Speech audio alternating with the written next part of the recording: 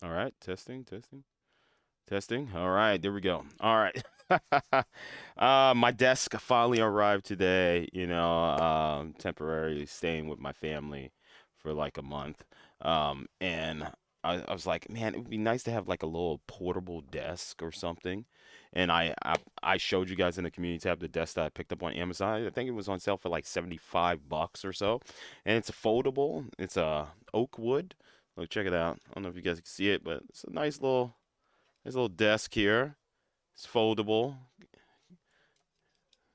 Go ahead, show you guys. Got the monitor up there. Got a little stand area for the monitor. So yeah, I think it was worth it. It's something temporary and it works. Let's try to get this to focus here. The only thing I need to pick up is my light, my other light to put right here because as you can tell, like we're having some weird um, chroma key problems here because of the lighting in this area that I'm at. Try to fix that real quick. But yeah, let's talk about the PlayStation showcase for May 24th, 2023. My reaction yesterday, I was super excited, as you can tell. I was super stoked about some of the announcements, but not everybody was. Not everybody was super excited about the event and the announcements that happened. And I had to get some secondhand opinions here about the event, and I did get that. I did get some text messages, so we will go through some of that here and talk about this. But real quick, let me fix this here. Try to get this. You're going to see a little bit of the green screen in the back, unfortunately. I don't have my other light. I forgot when I went to my storage unit, I dropped some things off there. I forgot to grab my other light, and so I can't get the full transparency of the background. You still can see that green screen, but I will get it today. I am gonna swing over there and pick it up because I have some other stuff I need to drop off there. But yeah, so let's get to this real quick. Let's talk about what happened here. Put myself on pause. I was doing DoorDash today. I'm doing take a little break. Uh 35 minutes is what I get. Nice. All right. So I thought I was going crazy because I was like, man, everybody, even some of the people that I watch on YouTube are saying the same thing that it was just like it wasn't that good. It was okay. I'm just like, man, I got really excited. See, here's the thing about me, and you guys know this. It's in my channel description for my channel, right? I am a variety gamer. I like all things video games, whether it's battle royale, sports games, platformers, action RPGs. I'm a man of uh variety. I love different types of genres, different types of games. Um, you know, chicory, little bite-sized indie games, Dead Cells, or whatnot. Your Kirby's. You've seen it here on this channel. I'm actually looking for my little stand. I have my that was the one thing I'm missing. I'm trying to have my what you call it stand up here, my phone so I could read this stuff. But yeah, so when I go into the PlayStation event thing, I'm like not really expecting anything. I had nothing specific. I knew that the Metal Gear Solid rumors were probably true. So that's the one thing that I did look at and was like, oh yeah, we probably are going to see that. We probably are going to see that. A lot of people were like, yeah, or that's on Twitter. This could be the Ape Escape moment. I'm like, nah. There we go. I found it. It's my Steam Deck stand. I also use that for my phone. There we go. Boom. Okay. But yeah, I went into it with little to no expectations whatsoever. And I came out of that super surprised with some of the announcements. Metal Gear Solid was announced. They're doing Metal Gear Solid. I think they're calling it something different. I don't think it's called Snake Eater, but they are calling it something different. Um, and we saw that. But then as we go through here, I'm just gonna click this. I'm gonna go ahead and mute this for you guys. Hold on, let me make sure this works. Make sure we could that my stuff is configured. There we go. Okay, so I'm gonna mute that. Boom. Okay, so this was my reaction to the event. You know, starting shortly, and stuff like that. There was some good announcements, man. Um, Foam Star. Foam Star was something. I'm gonna just talk about some of the games that interest me and that I got super excited for. Foam Star. Foam Star is a. It looks like a Splatoon-like game. Um, I don't know how many players on each side. I don't know if it's 4-on-4 or if it's going to be 5-on-5 or what have you. But Foam Star is definitely something I was interested in because I play a lot of Splatoon. If you've been a long time viewer of my channel, you know that I love Splatoon. I really, really love Splatoon. Splatoon is one of the biggest games here on my channel that people like to watch me play. And the fact that, they're not doing the same thing that every other shooter is doing, a new Call of Duty or a survival like Tarkov or something like that. No, they're trying something different. Like, okay, Splatoon's hot. Splatoon is kind of the only type of game of that type of genre where it's like you focus mainly on splat in the field and stuff like that. You don't really engage in too much conflict. You not too much combat and stuff like that. So when I saw this game and I saw that they were taking their own take on a type of Splatoon type gameplay, that I got super excited for that because I want another type of Splatoon game that's not by Nintendo. I want something different that from a different company. I want somebody to take this concept and just run with it. Because every year we get a new Call of Duty. Every now and then we'll probably get a new Battlefield or something like that. But to see a studio be like, "Hey, Splatoon's really cool. It's a neat concept. Let's do that. Let's go that route. Let's try to do that."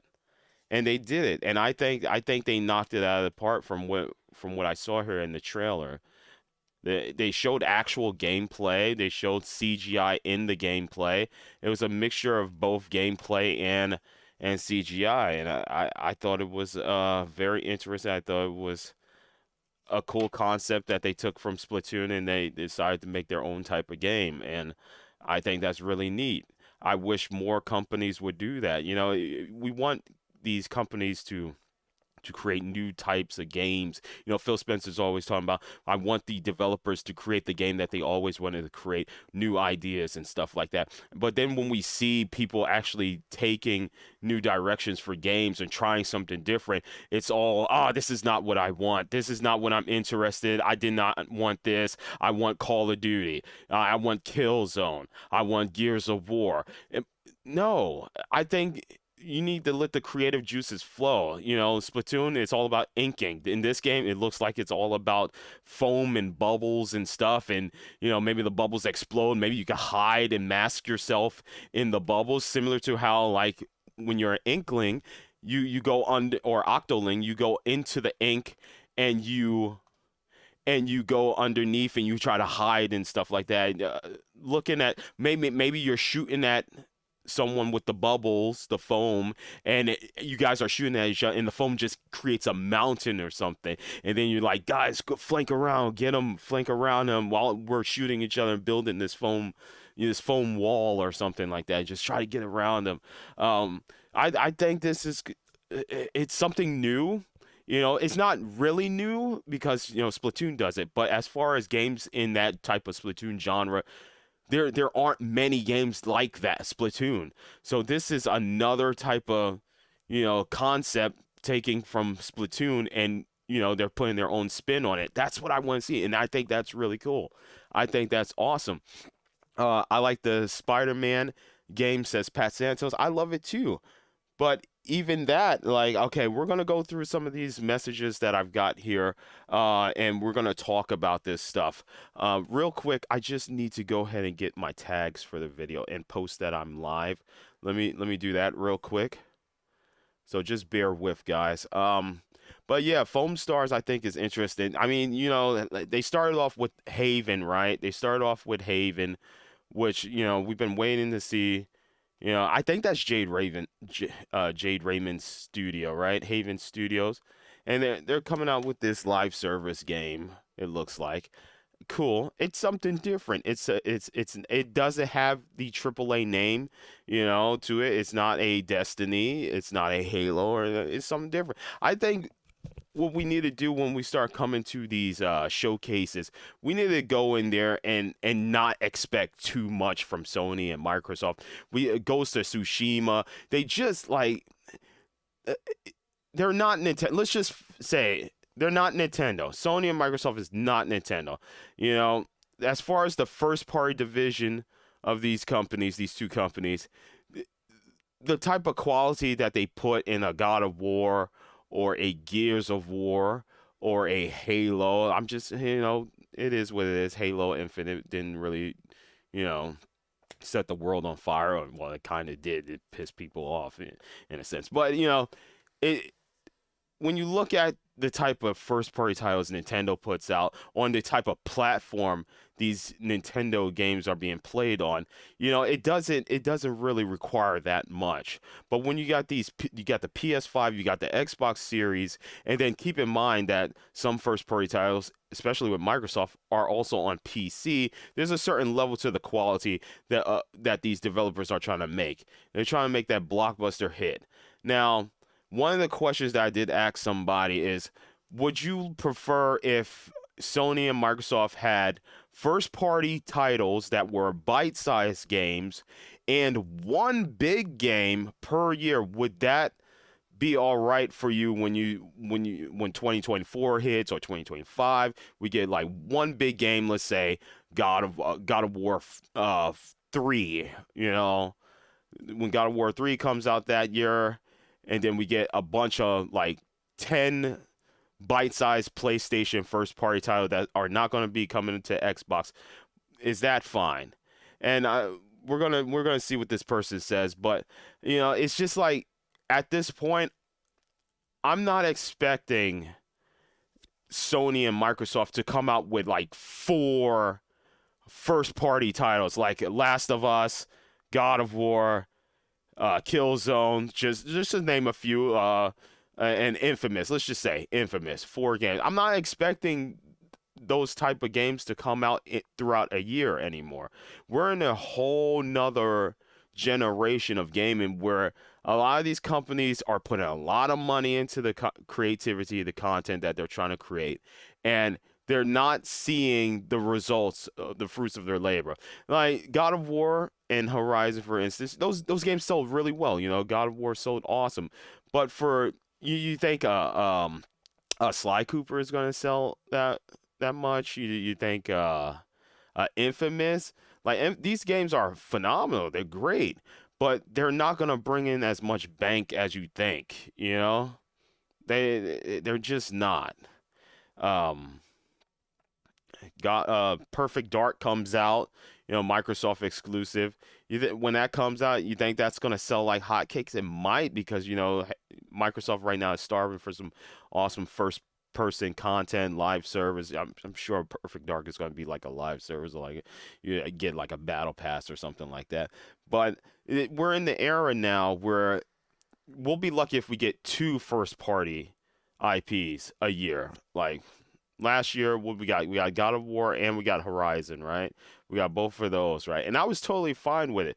But what I'm seeing online, talking to people and seeing online, is that people really want Microsoft and Sony to drop like 4 to 5 games, big games, like massive games a year. And I don't think these studios I don't think it's in the cards anymore. We're, like I said, it was a different generation.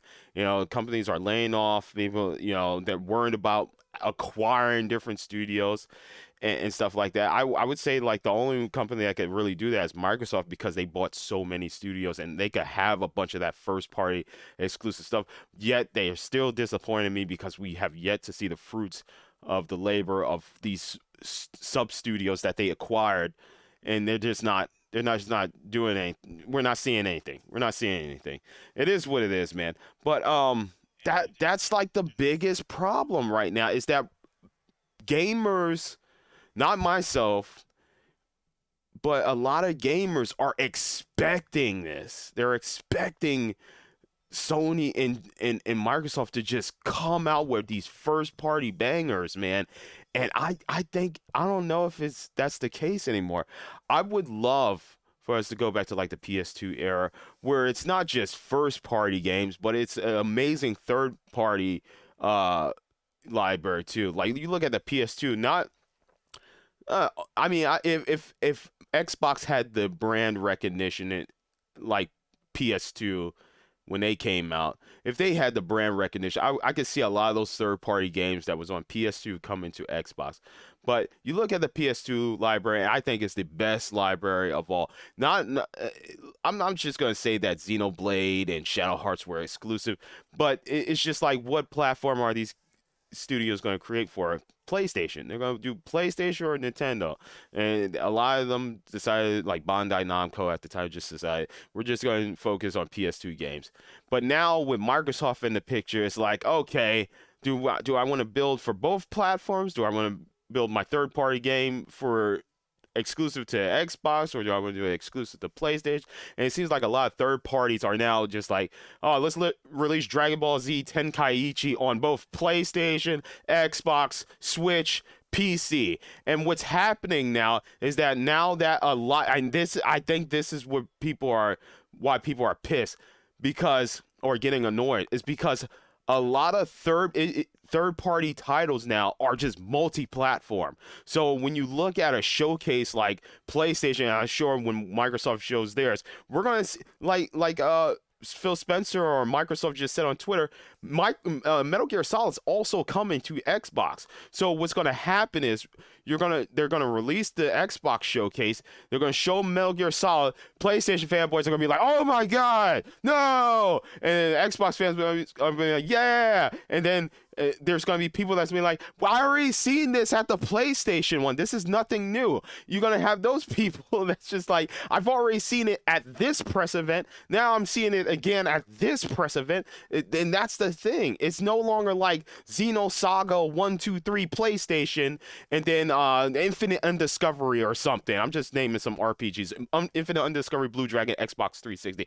That era is long gone because companies are trying to maximize their profits. They're trying to release these games on a multitude of platforms unless Microsoft or Sony comes with the bag and says, "We want you to develop exclusively for our platform." That type of era of just like your games coming out on just that one, the third party games coming out on that singular platform, that's out the window because companies are just like, why should we just build for PlayStation? You know, this isn't PS2 era anymore. Dark Cloud 1 and 2 is not just going to be exclusive to the PS2. Now it's coming to the Xbox 360. You know, like this is the era we live in because these companies want to maximize the profit. They want to release it on multiple platforms. You know, so it is what it is. So now when these companies do these showcases, there's like, oh, where's the exclusives? Where's the exclusive? Where's the exclusive? It's not that's a bygone era. That is a bygone era, man. The era of PS2 exclusives, Xbox 360 exclusives, GameCube exclusives is out the window because now companies want to put their indie games, their AA games, their AAA games on multiple platforms to give everybody an opportunity to play these games. Star Wars Jedi Survivor came out on Xbox Series S and X, PlayStation 4, PS5, you know?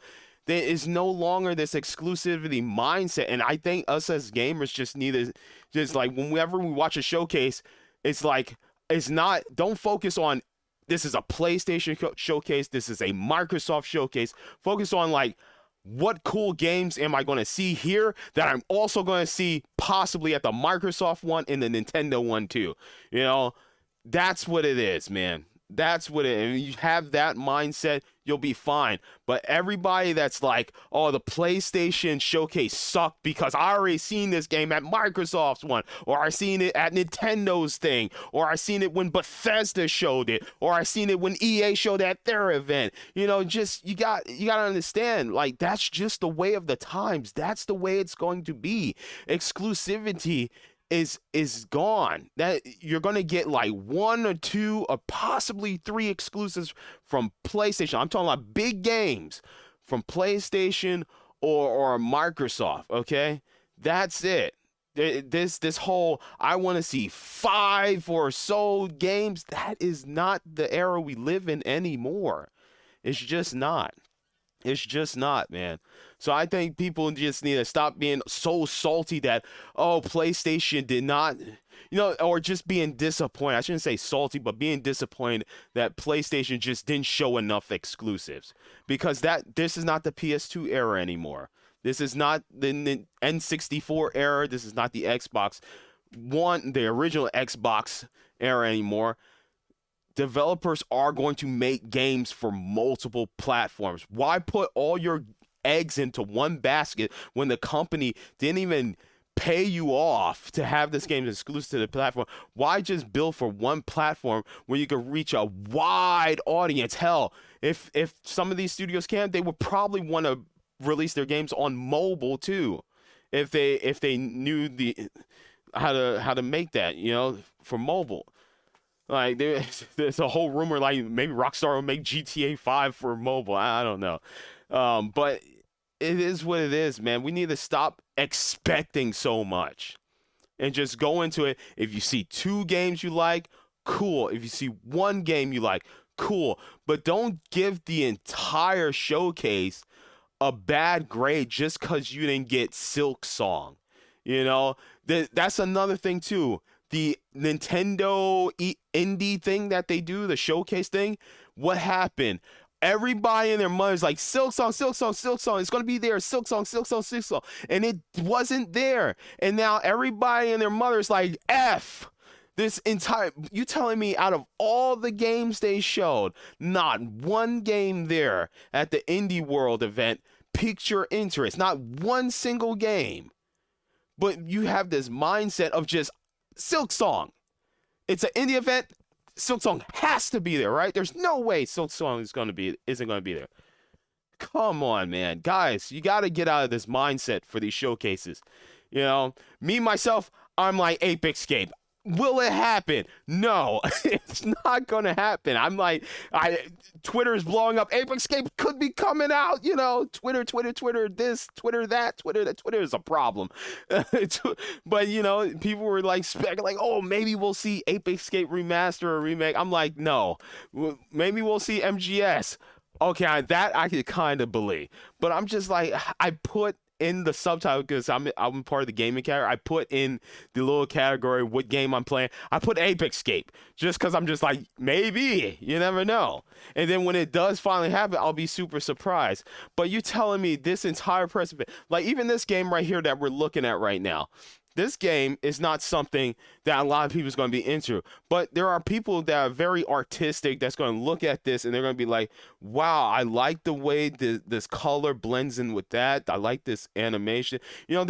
This is not my cup of tea, but I've definitely played games and was, inspired to play other games that was similar to this because I tested it out and I was like, wow, this is a really cool experience. Let me check and see what other games like the Game Pass will recommend that's similar to this type of game. And you just never know. You look at the game, you're like, oh, it's too soft. It's not guns a blazing. It's not blood. It's too like artsy fartsy, and until you put the game in your hands and experience it for yourself, you probably soften up a little bit. Never look like it could be a very cool game. You never know. You just never know. And did that say Devolver? Hold on. Did that say Devolver? Bottom right corner, Devolver Digital. You see, wow. So you just never know. Do not take these games, take every showcase with a grain of salt. I wish people had the mature mindset is that, times is expensive. The bigger and more powerful these systems get, the higher the quality needs to. It really technically it doesn't need to be as specific quality in my opinion. The games just need to perform well. They need to come out and not require a day one patch that takes up like 40 gigs of my hard drive space. You know, I'm tired. I would rather a complete experience at 30 FPS. That's not a shooter. That's maybe a platformer or something. But when it comes to like a shooter like Redfall or something, you know, it needs to be 60 FPS. It has to be at least 60 FPS. There should be no excuse that this game is not optimized for 60 FPS for a PS5 or Xbox Series. I could probably see it maybe for the PS4 and Xbox One because, you know, those are older generation systems and the type of world you build that's vast and expansive, which was not Redfall, you know, it's hard to utilize all the frames and everything on, you know, for the game or whatever. You know, the graphics are too intense where you gotta run it at medium settings, 30 FPS or something. Fair enough. But for PS5 and Xbox Series, these games need to be running at least at 60 FPS or higher. They need to be running like at a great frame rate, and it's just like that's what I care about, you know. But man, to come into these events, like I was like Ape Escape, yay! If I see it, amazing. If I don't, whatever. I'm sure there's a couple of games I could, you know, want to pick up from here. And it's just like so many people. Just it's not. I really want people to get out of this mindset. It is not the games of old. This is not the Microsoft and PlayStation of old. These are different times. Technology is way too advanced. It's super advanced. Are they really utilizing it? When I look at Horizon Forbidden West and when I look at God of War, I'm like, wow, these look like next-gen games. When I see something cool like that's bite-sized, like Hi-Fi Rush, where the timing and everything has to be key and stuff, running amazingly on my PC, it's an Xbox exclusive, I'm just like, wow, this feels like a next-gen game. But then you get stuff like Redfall, and then you get Jedi Survivor, and it's just not poorly optimized, both of those games, and I'm just like, this is not the next gen experience that I come to these consoles for. But yeah, man, not everything needs to look like Horizon Forbidden West. Like Silk Song, for instance. Everybody is excited for Silk Song. Does it look like Uncharted? No. Does it look like Halo? No. Does it look like Gears of War? No. It's about the playing of it, the experience, the world exploration, the character interesting characters you meet. Psychonauts 2, which I think did phenomenal on Xbox. It's just it didn't look drastically impressive. It was just a cool game to explore and see the creativity. You know, that's what we want, right? It's, a Plucky Squire, for instance, really cool animation, goes from top-down Zelda to 3D. I'm just saying, like, how was this showcase as bad as people are saying, man? It just doesn't make any sense. I think people just need to stop having this singular mindset of just, if I don't get the type of game I want or the type of well-known IP that I know this company makes, if you don't get out of that mindset, you're just going to be disappointed for every showcase you see. Every showcase. If you don't come into the mindset like I have, where it's just like, I just want to see cool games and hopefully they work, you're gonna be disappointed if you don't have that type of mindset. I'm just gonna say it. Like, people are freaking out. Pat loves the Marvel Spider-Man stuff. He played it. He got a PS5 possibly for Marvel Spider-Man, and they showed like 10 minutes of that and it looked freaking amazing. Yet people are just like, that was too much Spider-Man. You know, it's just like, Spider-Man. I want to see Wolverine. You're getting so excited for a game that got a stinger that you're not looking at the beautiful game in front of your face, Marvel Spider-Man 2. It's just like, why are people like this, man? At one point, they were super excited for Marvel Spider-Man 2. As soon as Wolverine pops up, oh my God, I like Spider-Man, but I love Wolverine. So pushing Spider-Man to the side, I don't care. Show me Wolverine. It's just like, dude, pick your battles, man. Choose your battles wisely, man. They're not going to show Wolverine. They're going to focus on Spider-Man. The year is not over. Why do they have to blow their entire wad in May when you got the rest of the year? They could 2 months from now, they could do another showcase and show extended gameplay of Wolverine. Once some of their bigger, see, here's the thing about Sony. They like to announce a big game, and once that big game comes out, then they announce another big game. So Marvel Spider-Man comes out, I guarantee you, after that, we'll probably see Ghost of Tsushima. We probably will, but they're trying to focus on these games that's going to bring in money, and then they're going to try to get your money later down the road, 3 months later down the road for Ghost of Tsushima. If someone sees Wolverine and Spider-Man and maybe like it's like a month or two apart, and especially with games now being like $70 or more, depending on if you get the deluxe edition, the people that were going to buy Spider-Man that are now more interested in Wolverine, they're probably going to save their $70 for when Wolverine comes out, and that's not what Sony wants. They want you to buy Spider-Man, and then they want you to buy Wolverine.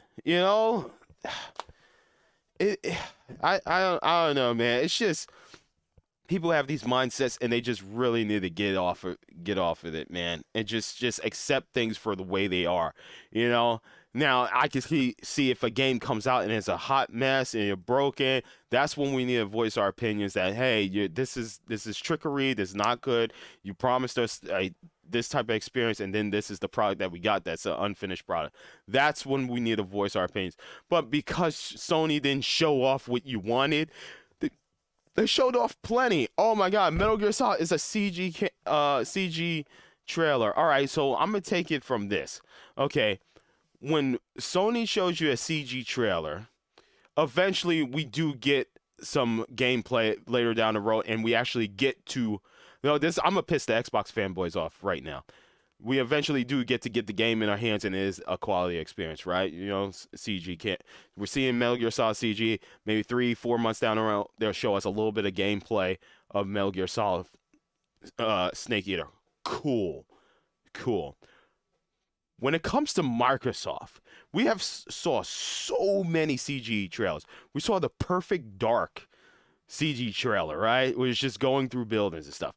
We saw the Fable CG trailer, where it's the frog eating the fairy and stuff. These were announcements for like 2 to 3 years ago, right? And we have yet to see gameplay. One thing I can say about Sony, they show us a CG trailer, and eventually within possibly that year, they will show us gameplay. Can't say that about Microsoft. I can't say that about Microsoft. I'm just saying. I'm not even categorizing. I'm not even putting Nintendo in this fight. They're on their own island. But at least Sony actually shows us games. And when the games come out, God of War, Horizon, Ghost of Tsushima, the first Ghost of Tsushima, they come out, they're complete experiences. Last of Us, even back when Last of Us came out, the original Last of Us and then remastered. Let's not talk about the remaster version. But when Last of Us Remastered came out on PS4, complete experience, worked, had the multiplayer and stuff in there. When Sony puts their name behind a product, it comes out. Stray, the cat game, it comes out, it works. Might be a patch here or two to fix some minor things, but they come out in their complete experience. It has been so long since I bought a Microsoft game that's first party, besides Psychonauts and Hi-Fi Rush. I can't think of anything since, because they really don't release anything. They really don't. Pentiment, maybe.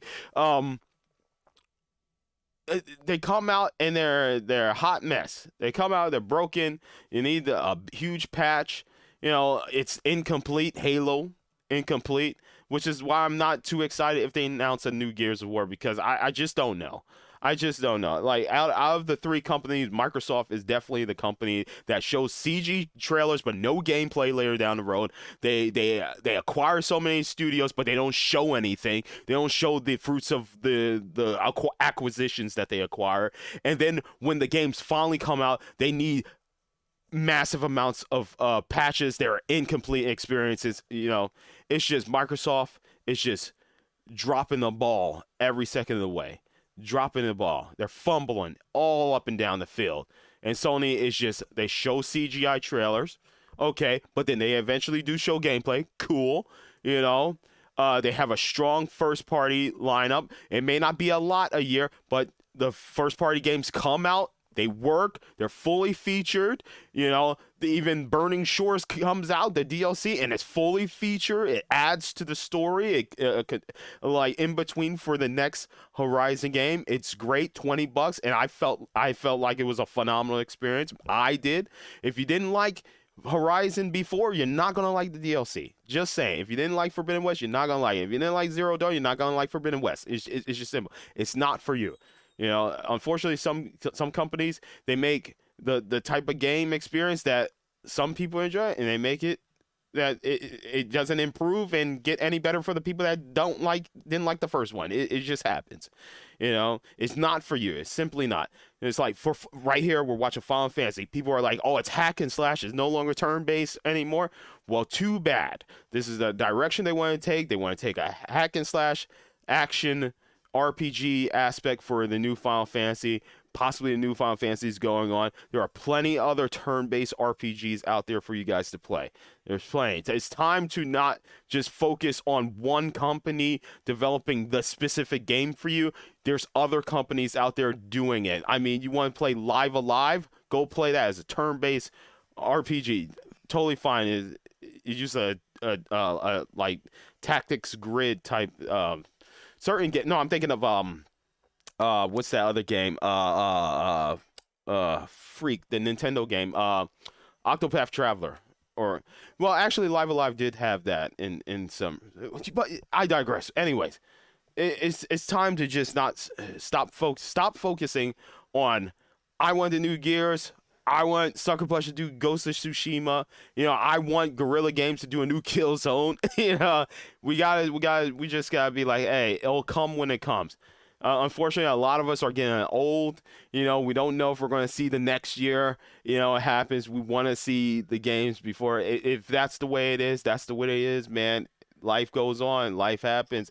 You know, when I pass, games are probably going to continuously go on. Maybe Ape Escape 4 or 3 or 4 or 5 or whatever will come out when I pass. It is what it is. I've got to play Ape Escape 1 and 2. I enjoyed those games. I never played the third one. I think there is a third one. It is what it is. But it is what it is, man. It is what it is. That's it. If anything from a showcase, watching a showcase, if you didn't see not one single game there that you want to check out or be interested in or play and whatnot, it is what it is. That's what these companies are thinking right now. It is what it is. Later down the road, you'll get Ghost of Tsushima too. Later down the road, we'll get a new Infamous or maybe a new Killzone. Yeah. But it is what it is, man. Stop coming to these showcases expecting your specific game. They're not catering to one singular audience. They're going to cater to everyone of all different types of genres. Hell, I love the Life is Strange games. Did I see a game here that reminds me of Life is Strange? I guess Neva, Neva would be like the closest thing to like that type of experience that I want, you know, like dialogue, choose your dialogue and stuff. But yeah, there are people that just play specific games like that, and you know, they didn't get their game, you know. As far as fighting games, like if you're not into Street Fighter and you're more like a 2D type fighter player, you know, the Grand Blue style, there wasn't anything there for you. There was more Street Fighter, but you're probably like, Street Fighter is too complex for me. I want to see Mortal Kombat or something. You know, it is what it is. Not to say that Mortal Kombat's any easier to play, but I'm just saying, you know, there's nothing here for you guys, man. This game, this showcase, I'm seeing it online. This showcase is a D. Like, really? Like, what? I mean, Alan Wake. And here's another thing too. What looks like a CGI trailer may not be an actual CGI trailer. Because you look at the games we've been playing, look how realistic, like some games just have, they don't even have cutscenes. Like the cutscene is the actual graphics itself. So we're looking at Alan Wake. There's moments in there where that's, CG cutscene. That's probably what the game looks like. MGS the new Metal Gear Solid remake of Snake Eater, that's probably what the game looks like. You know, you never know. You gotta look at something like this right here, Assassin's Creed. I'm sure that's the actual graphics because coming from Valhalla, the graphics did look very similar to the cutscenes that kept popping in and out. Like, dude, CG. Keep in mind, I want people to keep in mind whenever you watch a CGI trailer, always expect that maybe this is what the game actually looks like, because a lot of games nowadays do not do CGI cutscenes. It's the actual graphics as the cutscene. Horizon, Forbidden West, God of War. These are the actual graphic. It's a cutscene that's playing, but it's the actual graphics of the game. So when I see Metal Gear Solid, I'm like, okay, CGI. No, maybe that could be the actual way the game is going to look. You just never know.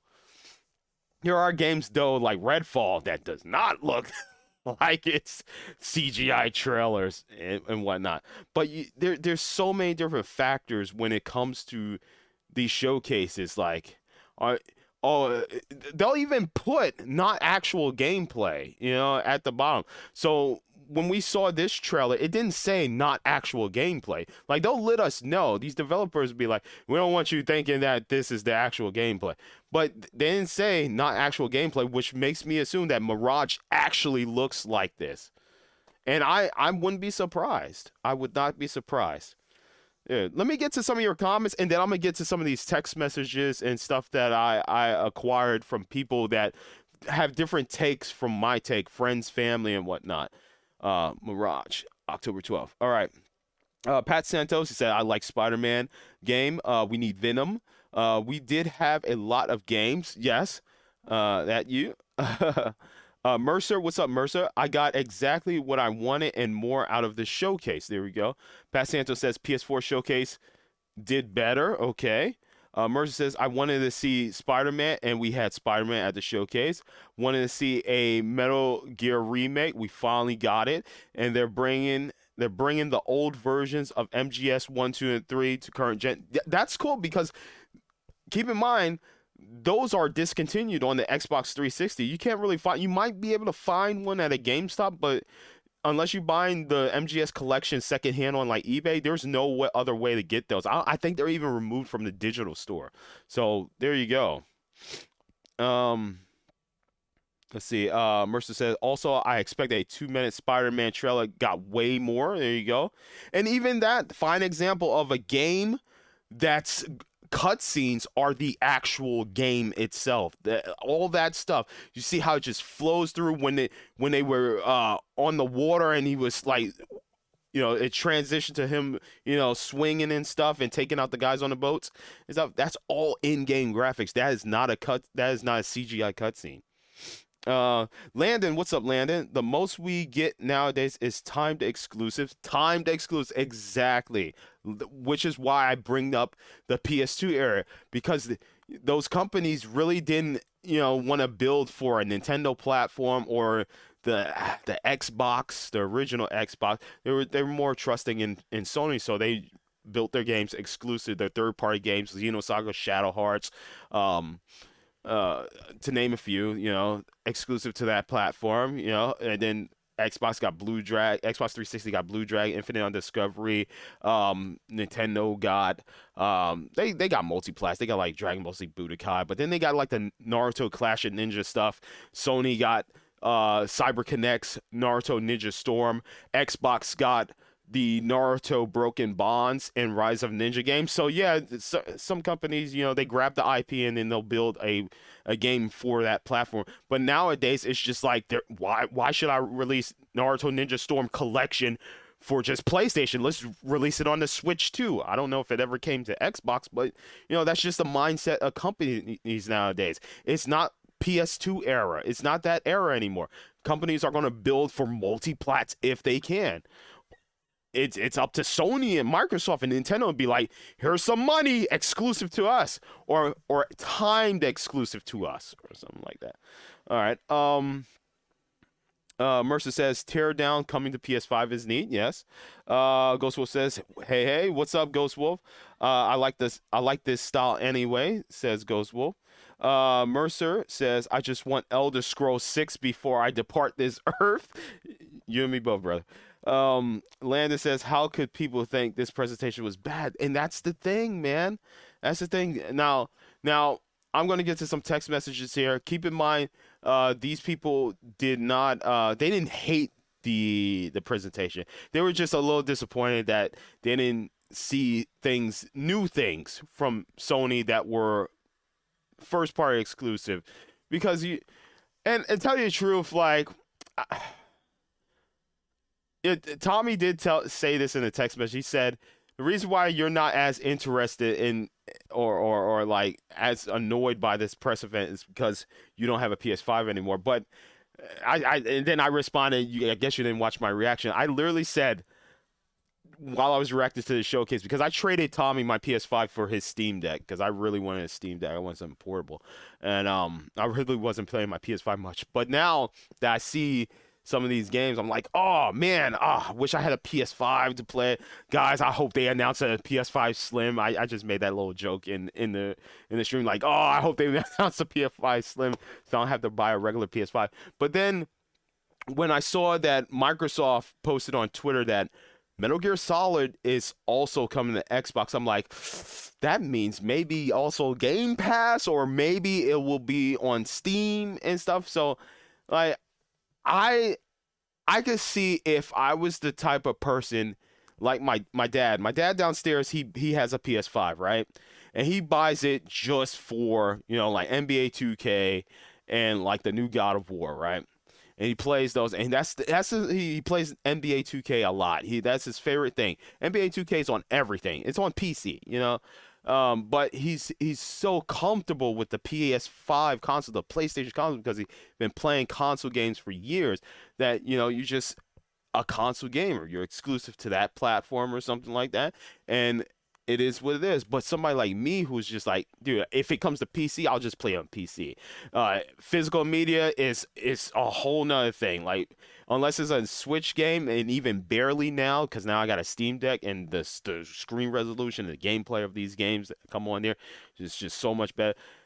Even with my Switch, like, I'll buy a couple of physical games here and there just for preservation, but it's just like the way these companies are moving nowadays, like that disc is literally the broken version of a game because you're going to need a patch. So let's say 15 years from now, when Sony or Microsoft pulls a Nintendo 3DS or Wii situation where you can not get these patches. Like, look what happened with the 3DS just recently. There was an update that pretty much broke the system for like emulation, I think, or something like that. I don't want to speak too much on it, but like it did something. The mod community fixed it. They found a way around it, which is cool. But a lot of games are coming out, and they're not even the full game is on the disc.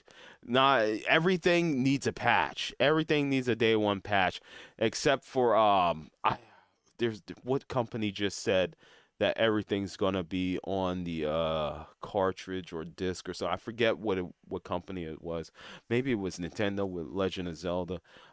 It did require a patch or something. But there was a company that said that recently that said everything's gonna be on the disc. Everything's gonna be there. And that's a rare thing now, because preservation for current gen games is stupid. That is a stupid mindset. Unless it's like Hi-Fi Rush, But Call of Duty is like, what, 32 megabytes or something on the disc, and then everything else you gotta download. Like, preserving games nowadays is just it's just no point. There's literally no point. I think more people are going to move towards emulation, because at least with ROMs and stuff, you could just store it on your computer. I could store it on multiple hard drives, and the way the mod community works, they even have patches and firmware. So I could literally store the firmware and the patches to get these games to work on these hard drives. You know, it's physical media without actually having the physical disc or cartridge or anything like that. And I think for me, someone who has a huge PS2 library, a huge Xbox library, huge GameCube library, like if I ever want to sell my games later down the road and get some money for them, like I can do that. I have plenty of games that'll give me some bank for it. But as far as collecting physical media, it's just like it's a bygone era. It's unnecessary. It really is. Even the games that come to Switch now, I'm just like I want the better version on my Steam Deck, so I'll just buy it digitally. You know, it's just like no point in collecting these physical games. People keep saying, "Oh, what if the servers go down?" Hell, people bought Gran Turismo for the PS5, and 2 weeks later, the entire server went down for it, and people couldn't play Gran Turismo. You know, like some of these games, you gotta keep in mind, even though you're buying a physical game, especially a multiplayer game that has also has single player content, uh, some games get locked out if you don't check in with the server. It's just like pointless, man. I don't know, man. But that's a whole nother topic. I don't want to get into that. I don't want to get into that because there are people who are just like, shame on you for modding, shame on you for emulating, and I'm just like, dude, it's 2023. None of these games. It's a rare occasion a game comes out and it doesn't need a day one patch. Why would you want to preserve the broken ass version of a game? It just makes no sense. Could you imagine people that bought Cyberpunk? Oh, I'm preserving Cyberpunk, and and then all of a sudden, the PlayStation shuts down the servers to get the patch. Xbox shuts down the servers to get the patch, and you're an old man, and you're like sitting there in your wheelchair. I want to play Cyberpunk, man. I remember that game. There was some cool stuff. That ending was awesome when I fought everybody. Let me boot that disc in. You boot it up and it crashes every 5 minutes because you don't have the patch. Like there's no point. It's not like my Super Nintendo where I could just put in Super Punch Out and it's the game, or Super Ghouls and Ghosts, or Super Mario World and it's the game.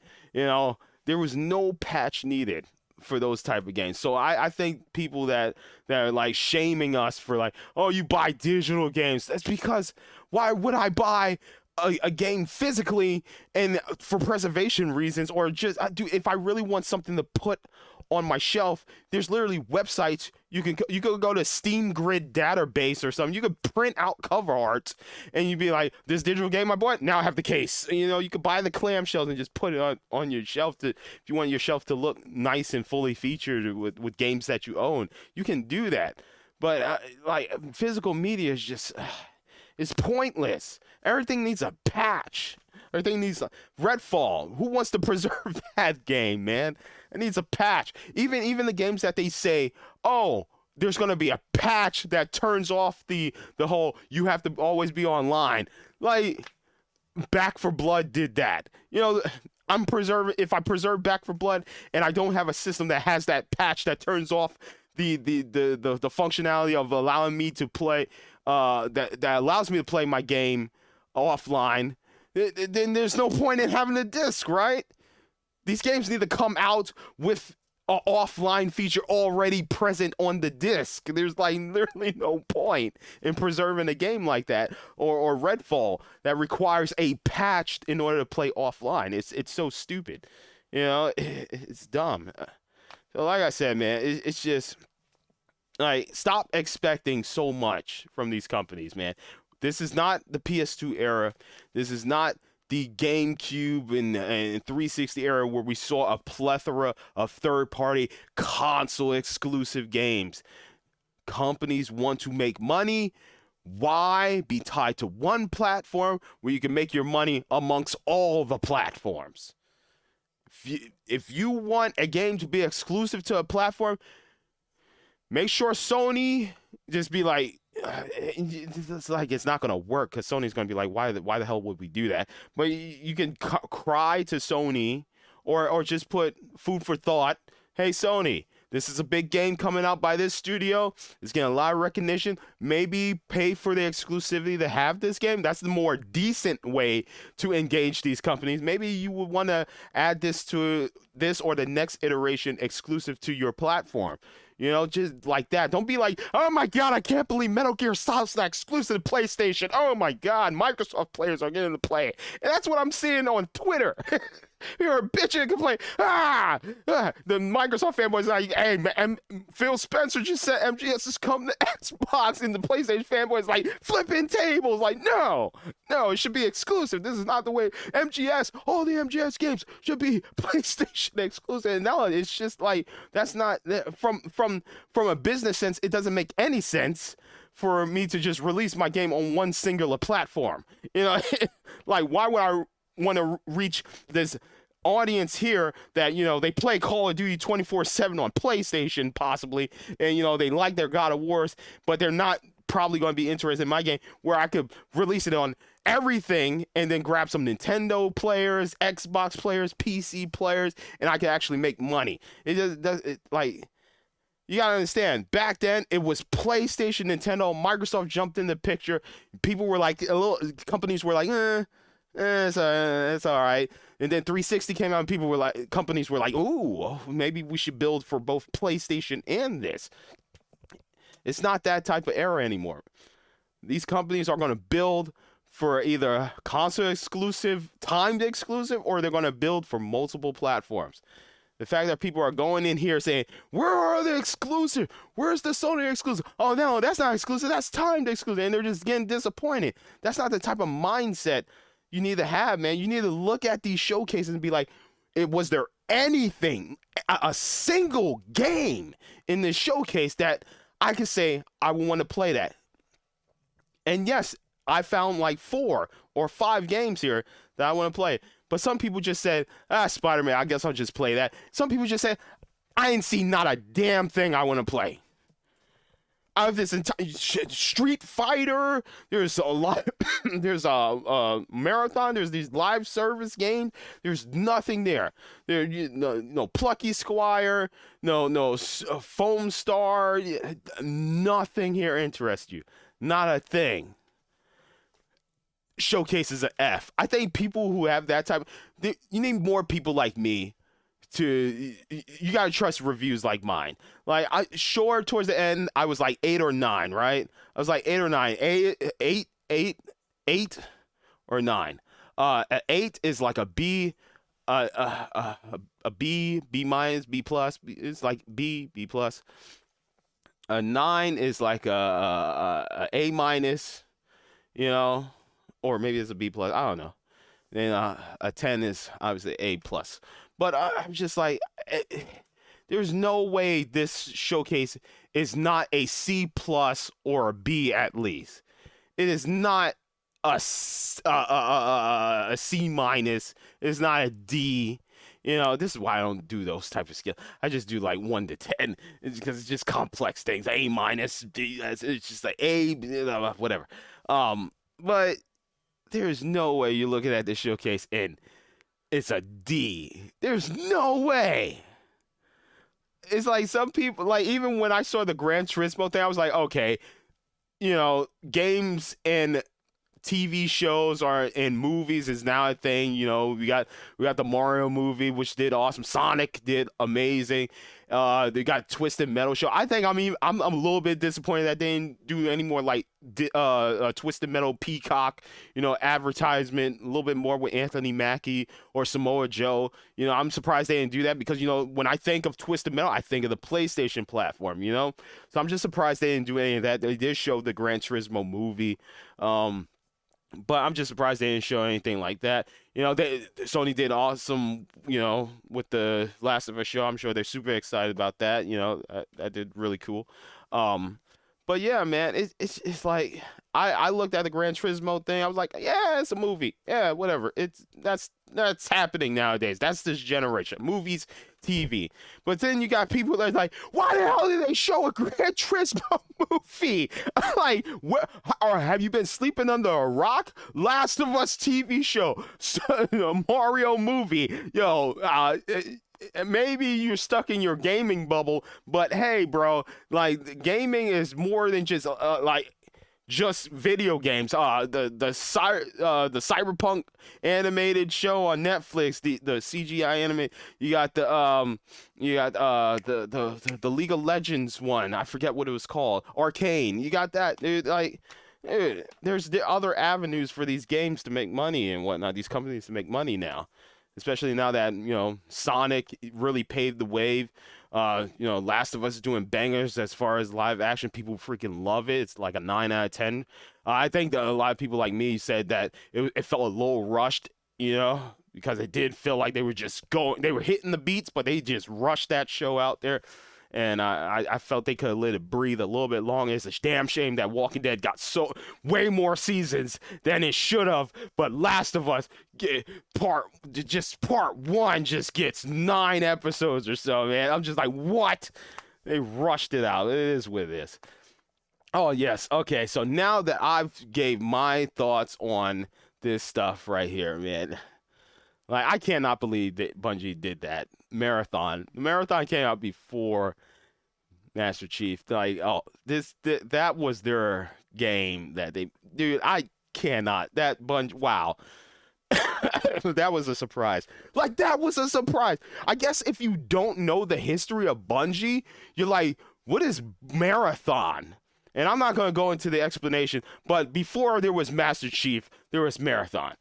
Okay, dude, like Paul Heyman says, Google it, bitch. There we go. But I gave you guys my thoughts on, this showcase. I think it's like an 8 or a 9. I think at the end of the showcase, I was like a 9, but I was just so stoked for seeing all the stuff that I saw that I thought was exciting. But I think it really is a 8 out of 10. I think it's a B. If anything, it's a C plus. But let's get to some of your comments. I'm going to get to my discussions I had with other people. All right, so see where we leave off. Ghost Wolf said, YouTube update, lol. There's a YouTube update? Really?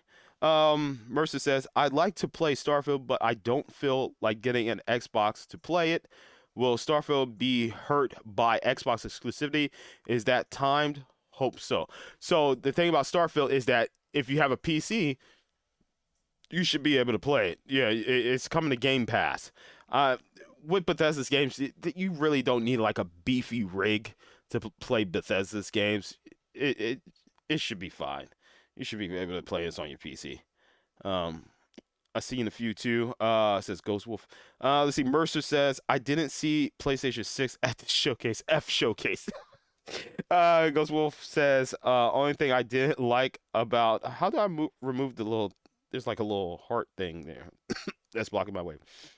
One thing I didn't like about the Mario movie was they didn't have the accent. Okay, it's a me, but the accent is there. You just gotta look out for it. Maybe at the beginning of the movie and towards the end. Yes, there's a lot of fanfare in there. Ghost Wolf says Starfield will be on Game Pass day 1. Yep. All right, so here we go. Let's get to I had some discussion. Let's get to this person first. This was a short one. Here we go. I said, what are your thoughts on the PlayStation event yesterday? I'm not going to say any names. I'm not going to put people on blast. So I'm just going to go through my text messages and stuff that I have here. This person, I said, what are your thoughts on the PlayStation event yesterday? Positives and negatives. This person says, positive, I got to get my PS5 today so I can play Final Fantasy 16 next month. Negatives, I don't really have any since I'm not a big Sony consumer. I said, thank you for your input. Okay. All right. This person right here. Oh, here we go. All right. Here we go. This is the big one. This is the big one. This is where I felt like my journalist take came in. This is me interviewing someone. Oh, man. Okay. Oh, man. Okay. I said 9 out of 10. We're just going to start from this part, but we went through a whole long thing. I said 9 out of 10. I was very pleased with the announcements. This person says, meh, old announcements. What new game did they show? That wasn't indie. I said Foam Star. I said Foam Star because it's by Square Enix, It's their take on like a Splatoon type game. The person says that Splatoon clone, that's cool, but nothing exciting. All right, well, you said what new game? I mentioned a new game. Okay, so that's cool. I mentioned a new game, and this person was like, "That's cool, but nothing exciting." Fair enough. So this person is definitely interested in a different type of game, and we get into that later down the road here. I said Phantom Blade. This person says the 100th Souls clone. Yeah, that will be at every event, which is fine. Like I said earlier in this stream, these companies are building for multiple platforms. It's not going to be exclusive any. So as far as exclusivity goes, you can throw that out of the window. Okay, when you look at the showcases, these games are most likely going to be timed exclusives or they're going to be multi-plat. Okay, so you can't go into these showcases expecting just exclusive titles to the platform. No, I say Marathon, Grand Blue. This person says, don't remember that one. I said Dragon's Dogma gameplay revealed because keep in mind, Dragon's Dogma was I think Spawn Wave just said it in his Spawn Wave news earlier today. He said when we originally got the announcement for Dragon's Dogma, it was like a hoodie reveal or a t-shirt reveal. We actually got to see gameplay and story beats of Dragon's Dogma. So technically, this is a new reveal. Like there was an announcement, yes, of Dragon's Dogma back then. But as far as revealing and showing us the gameplay and stuff, this was huge. And I freaked out for that. I said Dragon's Dogma gameplay revealed, the Talos Principle 2, Ghost Runner 2. This person responds, all those you named are state of play games. Exactly what I mentioned earlier. Games that we see here, and Phil Spencer and Microsoft said it on Twitter. I think it was just Microsoft Twitter or Xbox Twitter said it. Metal Gear Solid is not exclusive to PlayStation's platform. It is also coming to the Xbox. So possibly when we see the next Xbox state of play, we will see more Metal Gear Solid. But here's the mindset we got to get out of. Nothing is truly exclusive anymore. Nothing is truly exclusive.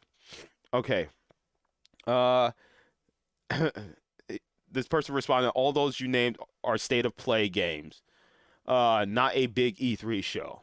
Well, now keep in mind, when I look at the E3s before we moved to not having E3 anymore, things that I saw at Ubisoft's press conference, I've also seen in both Microsoft and Sony. It might have been different games per Sony and Microsoft, but if you watch the Ubisoft one, you are like, oh yeah, I already seen that at Microsoft's the other day. Oh, I seen that one at Sony's the other day. Oh yeah, I seen the Mario XCOM game at Nintendo's the other day. So yes, this was a recurring thing, but now people we just want to see exclusivity. We want to see games that are exclusive to this platform, and it's no longer. That's not a thing anymore. That's just not a thing anymore, guys. You just need to accept that there's going to be timed exclusive, and that trailers for these games you're going to see on multiple conferences or or showcases and stuff like that. Just accept it. That's the way. That's the era we live in now. It's not the old E3 PS2s and PS3 360 type stuff. I said E3 doesn't exist.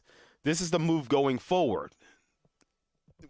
Meaning that this is they're going to be showing gameplay reveals here at both PlayStation and Microsoft because they're multi-plat games. Okay, say, excuse me. Yeah, but Sony hasn't announced SHIT in years. And I got a little thing here because I'm just like, okay, like Sony not announcing things in years. I say as opposed to Microsoft. So here's the thing: when I commented that as opposed to Microsoft, I'm like, yeah, Microsoft acquired so many studios and haven't announced shiz either. at least with Sony, they announce games and it actually comes out.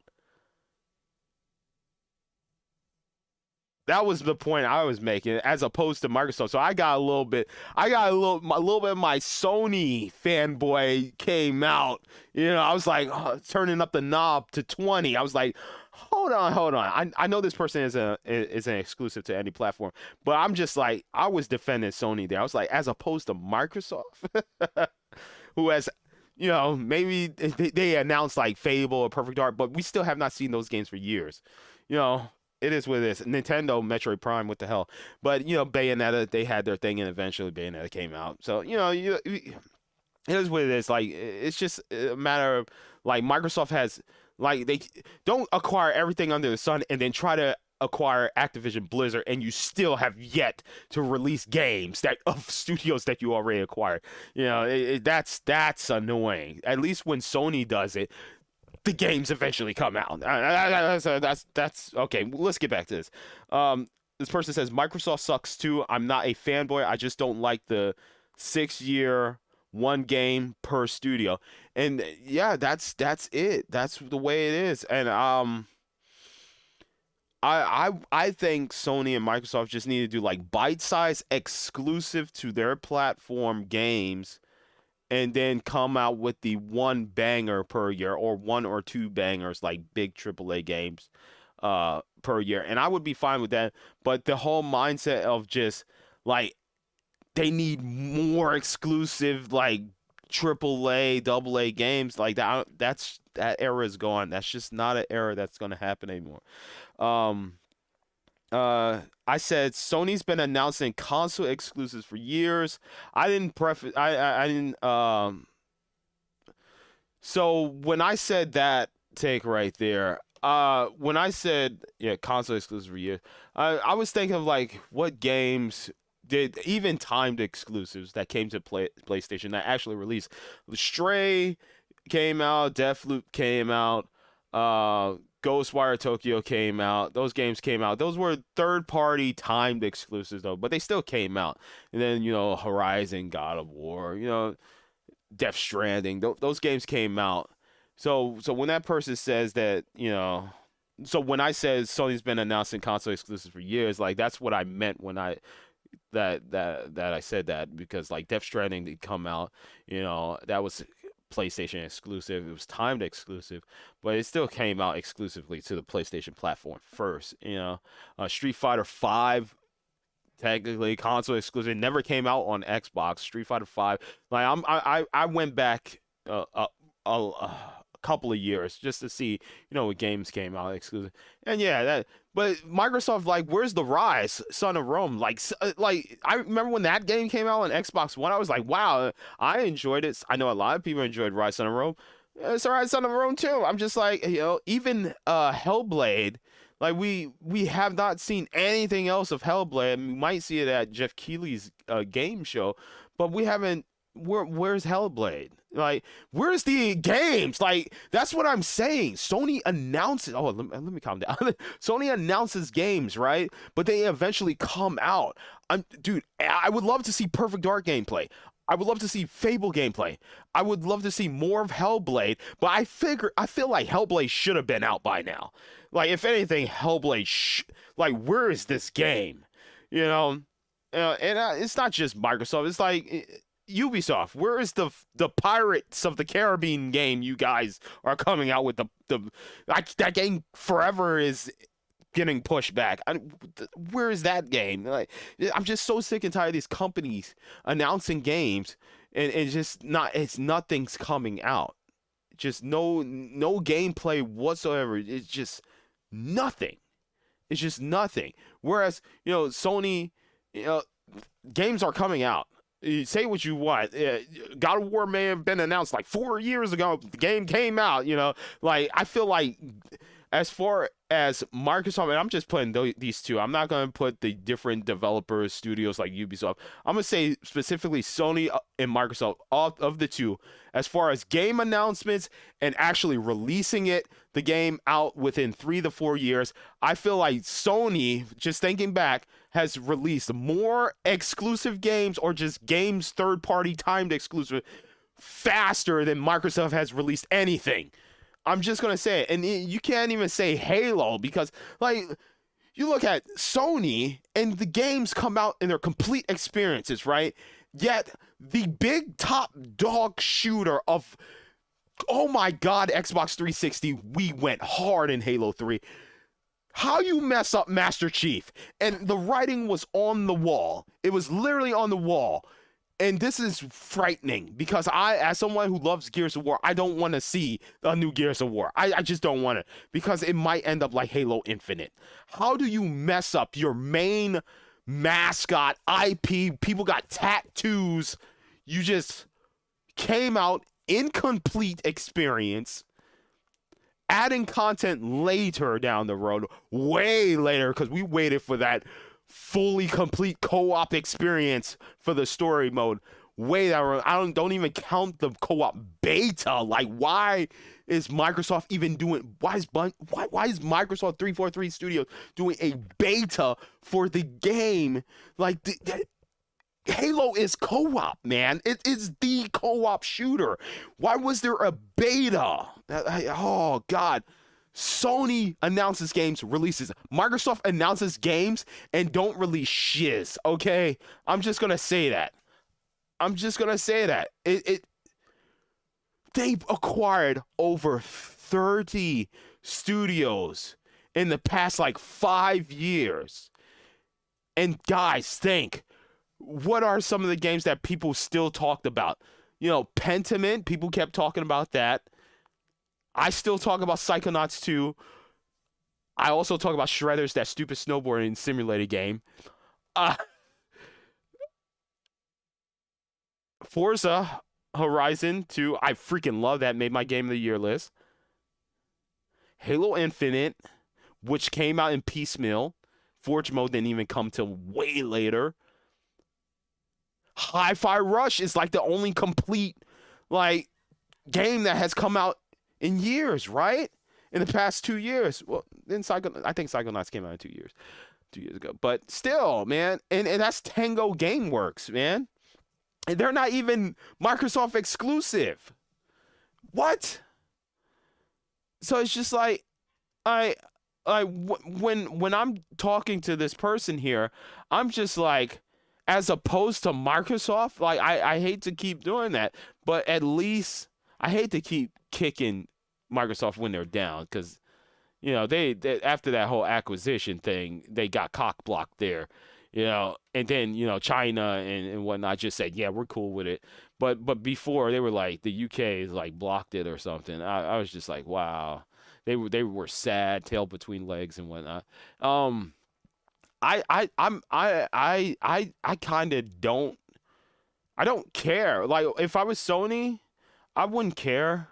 I wouldn't care about this because if I was Sony, I'd be looking at like maybe they could surprise us and kick our ass later down the road with all the studios that they acquire. But as of for the right now, they have not been showing the fruits of their labor.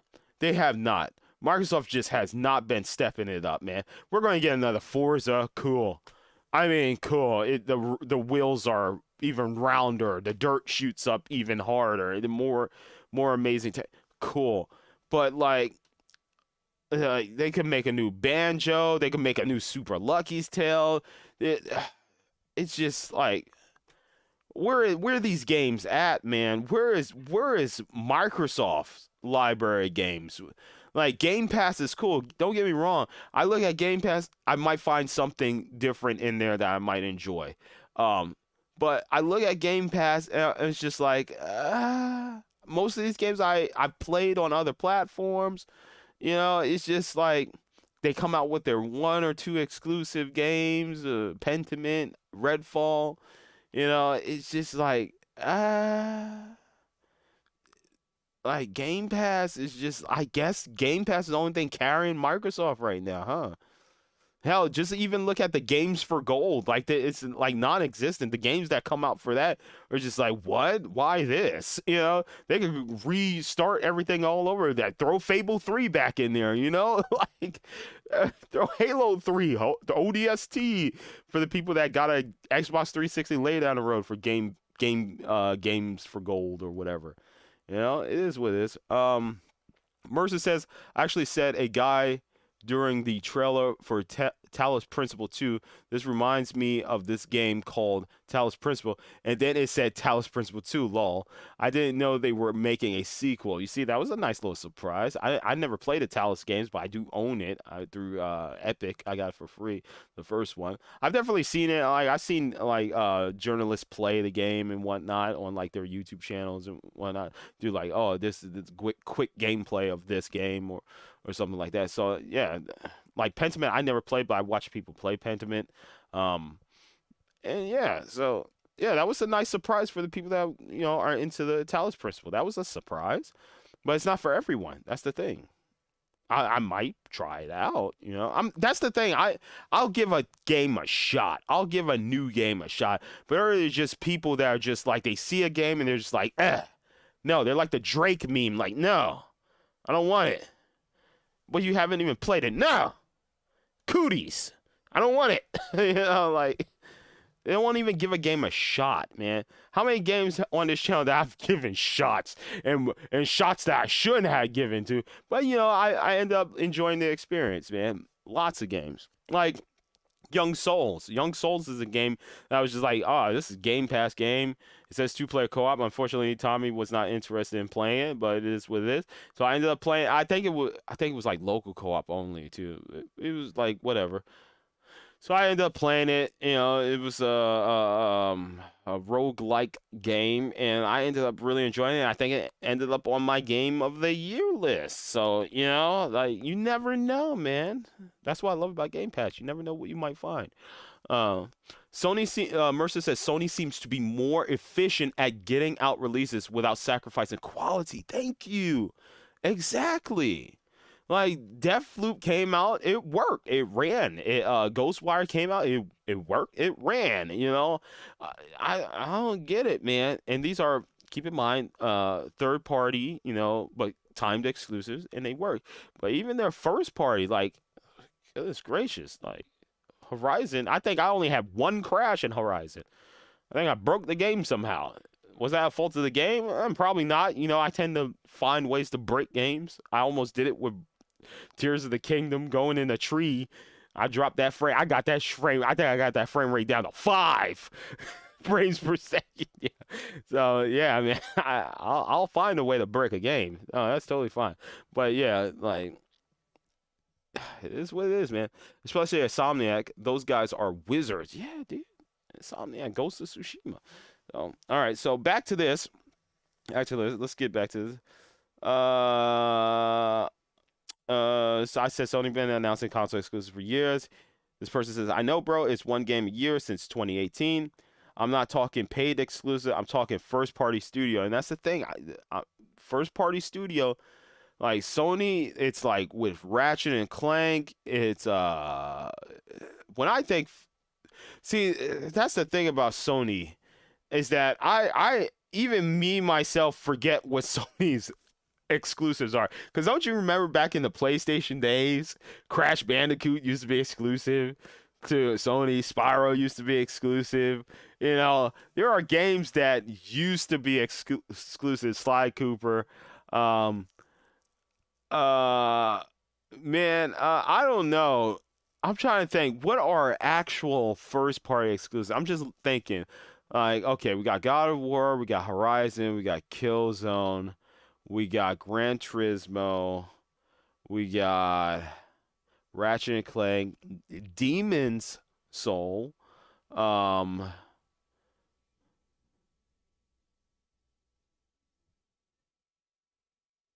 Uncharted, we got Uncharted Last of Us,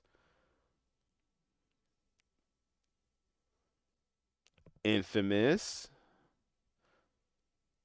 Oh my God, if they bring back Heavenly Sword, I'm gonna just go, yeah, Heavenly Sword. They could make a new Heavenly Sword. Other exclusives. I'm trying to think. It's really hard to think what exclusives are, because a lot of like games that used to be exclusives are now multi-plats, because like Sony's exclusive games used to be third party games, but now those third parties are now building games for both PlayStation and Xbox, and some are building for Nintendo. So it's like I'm trying to think like Ghost of Tsushima, Ghost of Tsushima. I'm trying to think, man. Like, yeah, I can't really think of too many. I think I did like what 12. That Final Fantasy's not exclu. Well, I think because Square will build games exclusive to each platform. Final Fantasy 16, Final Fantasy 16, I think is exclusive, right? But 15 came out on Xbox and PlayStation last generation. So like Final Fantasy is not exclusive to one platform. Like they'll create a game exclusive to a platform, but then the next game might come out multi-plat. So I'm trying to think like exclusive. I think I no like 12, 13 games I thought of right there. Like there isn't that much, and as far as I'm that comes to mind, there isn't that much that come to mind that I could think of that is PlayStation exclusive. I mean, I'm even like trying to go back and look at the PS3, PS4 era. Gravity Rush, okay, Gravity Rush. Um, I'm trying to think, and then those games that I just announced, some of them really do take like 3 to 4 years to develop, like 2 to 3, two tops to develop for, right? So I'm just like you could do. I mean, they doing Spider-Man, Returnal. Uh, but the thing is, it Sony would have to talk to these developers because a lot of these first party games, like I'm trying to think in-house Sony now at this point, and like a lot of these like studios are just some of them are exclusive to Sony, like the Naughty Dog's is exclusive, right? We haven't seen Naughty Dog content on the Xbox platform. um Insomniac, I think Insomniac is exclusive. I could have sworn Insomniac did didn't they do that Fuse game? Isn't that an Insomniac game? Because that came to Xbox 360. Insomniac game. They also do Sunset Overdrive. They also did Sunset Overdrive, I think, right? So I'm just trying to think. Like when it comes to like exclusives, like I think there might be like 5 titles, like Killzone, Gran Turismo, Uncharted, Last of Us, Ghost of Tsushima, God of War Horizon,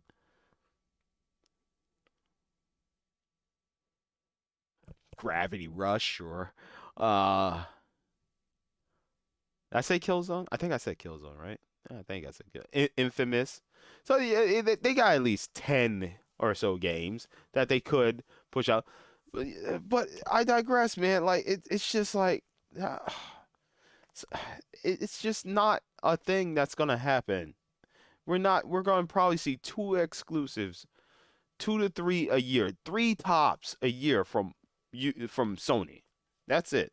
Like triple A bangers. Okay, that's it. Um, I say it's clear they only want to focus on the mainstays. It's too risky in this economy to try new things, which I said. That is true. A lot of companies do not want to take too many risks. Uh, this person says, I see. I say the ways of the PS2 era are long behind these companies. This person says Spawn Wave and RGT agree it was meh. It had games, just not PlayStation games.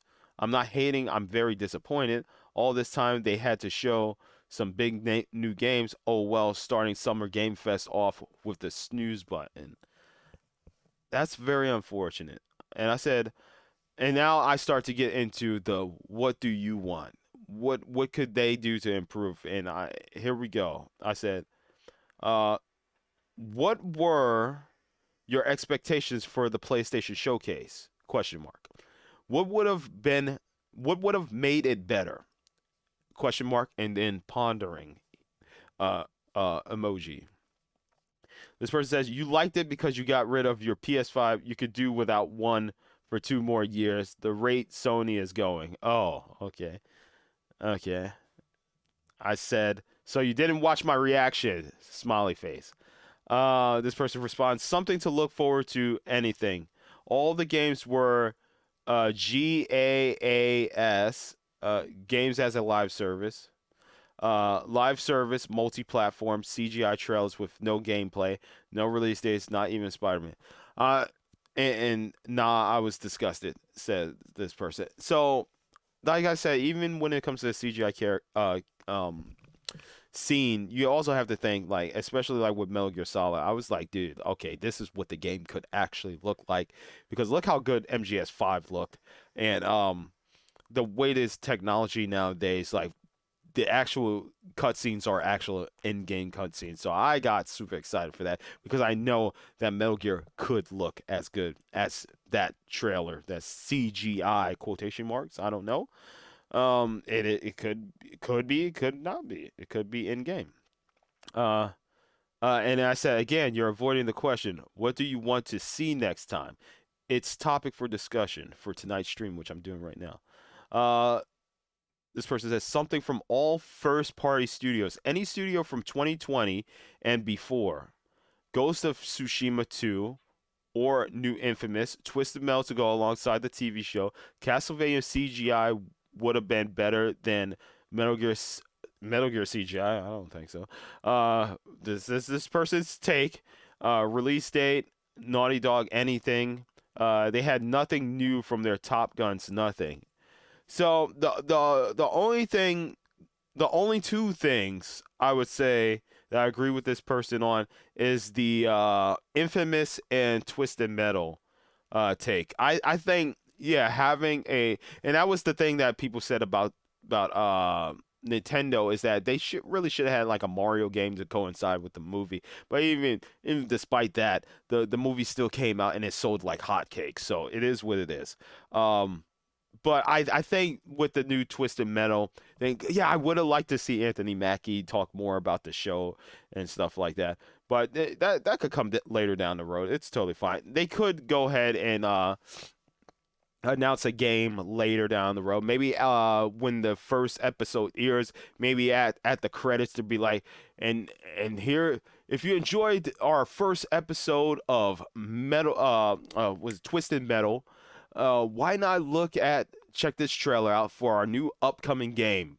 And then boom, they announce it right there, and people they'll be like, "Whoa, did you see the Twisted Metal show last night? They announced a new game," and that's getting people to go actually check out the show and the game trailer that happens at the end too. So that could be a nice little. There you go, Peacock. I got you. And with the Infamous thing, like Sucker Punch, like I would love for them to come out with a new Infamous, but speculation is that they're going to do a Ghost of Tsushima too. So um when it comes to Sucker Punch, because they make Ghost of Tsushima and they make Infamous, they would have to make either or, right? They have to put their focus on either or games because like those two are, especially Ghost of Tsushima now after the DLC and stuff that came out for the multiplayer stuff, people really love Ghost of Tsushima. So they would definitely have to take some time to get these games to the quality that they need to be.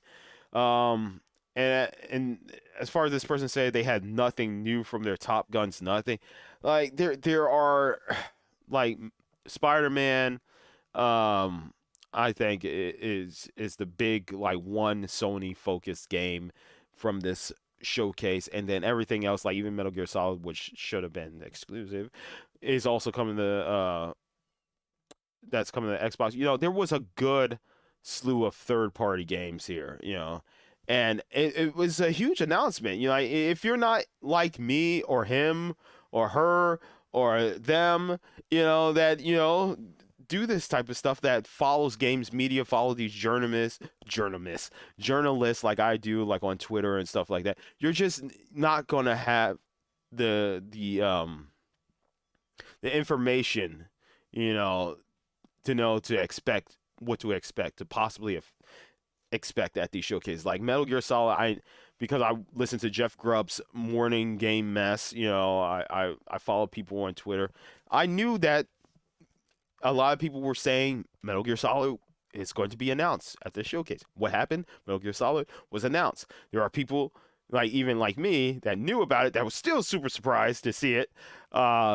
But yeah, there are going to be people that just watching it, and they don't know to follow any journalists or anything. They're just going to be like watching it. They're going to be like, "Oh my God, Metal Gear Solid!" And they're going to freak out.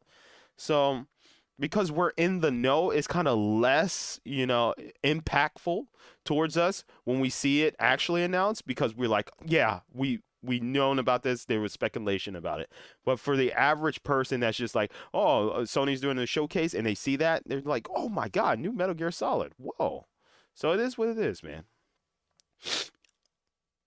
I say, okay, got it, thanks. This person says, I'll take first party remakes all day too. MGS is Konami. They have more Spider-Mans in one game than they have first party games. Wow. I said, do you think COVID is still the major factor of why we're not getting the game announcements for the titles you listed? This person responds, no, it's AAA games. It's AAA games are now quadruple A. They need 6 years to make a 9 out of 10 game. 7-year console cycle, 6 years first game per console. And this is what I said earlier in the stream. I said games are getting way more expensive to make. A lot of companies are putting a lot of investment and time into making these games the quality product that they need to be. I hate that the turnaround is like 5 to 6 years. It would be nice that it was like 2 to 3 years. That would be the nice medium for these games to come out. And I said this before in multiple streams, multiple reactions, multiple showcases, that companies need to just stop focusing on making these like huge God of War quality experiences. It's just like, give us a good game. It doesn't have to look like the best thing, the visually impressive. Just make a quality game that works, that doesn't need a whole bunch of patches and stuff. And that's the thing, like they care more about the eye candy, like making the game present visually well, as opposed to just making it just a video game. It's all about like how many graphics now, how many pixels could we force into this game. It's just like that's not the mindset. I mean, sure, the Guerrilla Games got away with it with Horizon, with Santa Monica got away with it with God of War, but they're good at their craft. Not too many companies are good at their craft. It is what it is. So that turnaround could be real short for a God of War or a Horizon, but for some of these other companies, they're not good at it. Let's just be frank. They're just not good at the turnaround for these games, which is why it takes like 5 to 6 years for them to come out. I said, what should developers focus on in order to bring AAA games like Ghost of Tsushima to the market quicker? This person says they can't. They can't. Gamers want 100+ hours, next gen, fully polished bangers. It takes time. This person says, I'm old. I don't want 50-hour games. uh, and I respond with, so if Sony and Xbox focused on more bite-sized first-party games, for example, Stray/Pentiment, with one big exclusive, would that make the showcases better? This person responds, I don't know, man. This ain't about yesterday for me. You're asking the wrong guy.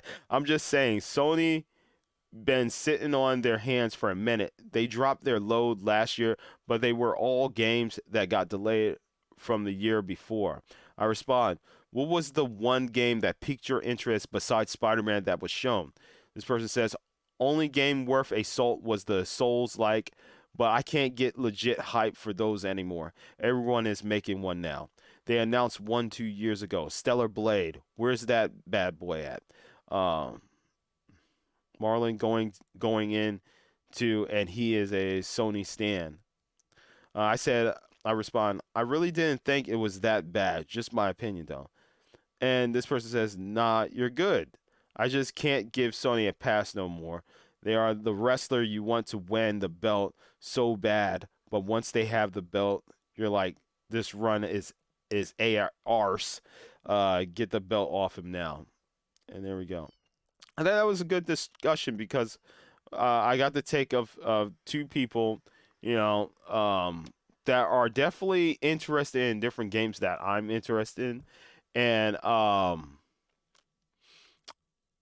like it was nice seeing the other side of the coin because like I'm the type of person that I go into there expecting like one or maybe two games that to be announced that are Sony exclusive or Microsoft exclusive, and then everything else is just like like okay, what are they going to drop third party wise that I'm going to be interested in, and unfortunately for people like the person I just talked to, there's just not enough first party exclusives is what this person is. It comes down to like the first party exclusive. They want to see the first party bangers. Um and I think that's just not the mindset of a lot of these companies. Mirage Leonardo 85 says, "What's up, Mirage? Alan Wake 2 being digital only is the worst decision Remedy Studios has done, and at $70 full price too. Unless it's a JRPG, I don't pay $60 to $70 for a game." So here's my thing. When it comes to, I wish companies had the mindset when pricing these games, especially for PC, because I play a lot of my games PC now.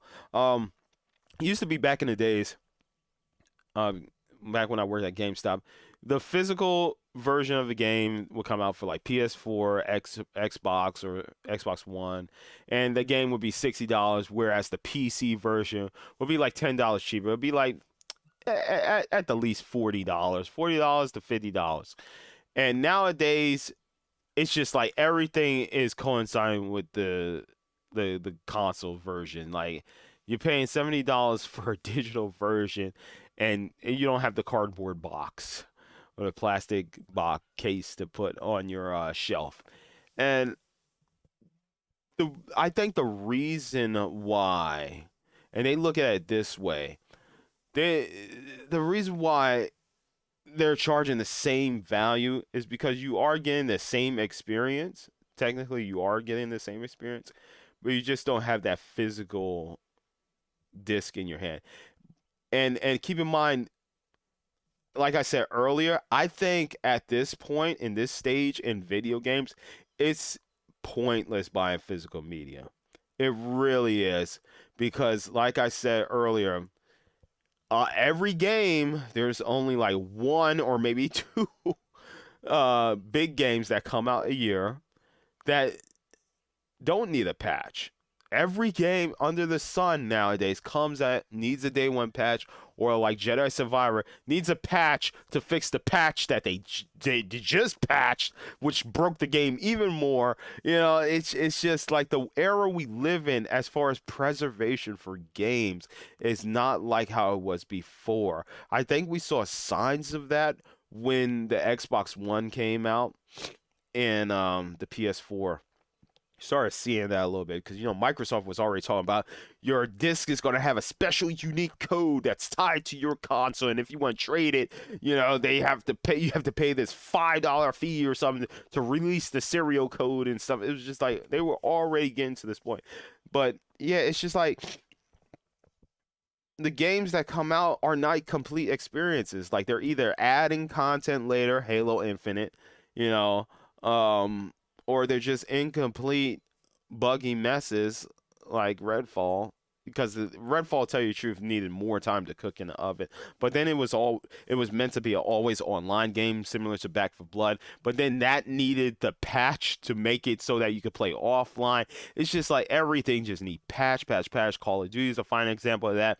Like even the single player content for the one before the most recent one, Vanguard, because I just like to play those games mainly for the campaign. But when that Vanguard came out, the multiplayer was on the disc and I had to download the campaign. So it's just like already these gaming companies are just like, you know, people that care about physical media, whatever. We're gonna release a game, we're gonna patch it later, we're gonna make the disc just read online to download the rest of the content for the game. It's just like we're already gearing up towards a no physical future or all digital ecosystem because people you cannot go into the GameStop now, buy a PS5 Xbox Series game, go home and immediately play the game. It's going to have to talk to a server. It's going to have to download something. Hell, not Breath of the Wild, Tears of the Kingdom needed a day one patch. You know, so we're starting to see that with Nintendo, and now Mortal Kombat 11 is coming. Not Mortal Kombat 11, the new Mortal Kombat 1 is coming to Switch. And is it going to fit all on that cart? No, because even with Mortal Kombat 11, I still had to download a patch. And then I needed another patch that fixes the crypt. So it's just, like I call this era, is the patch era. The next era is going to be the all digital era, in my opinion. So Alan Wake launching at $70. Here's the thing. I've said this, and I'll say it again, and I can't stress this enough. Watch reviews, read reviews, watch multiple takes of a game before you spend your $70 because I save people so much money when I said, don't buy Redfall, play it on Game Pass if you are interested. For Game Pass PC, $10 if you have a PC that's up to snuff that can play it. Because that game was not worth $70.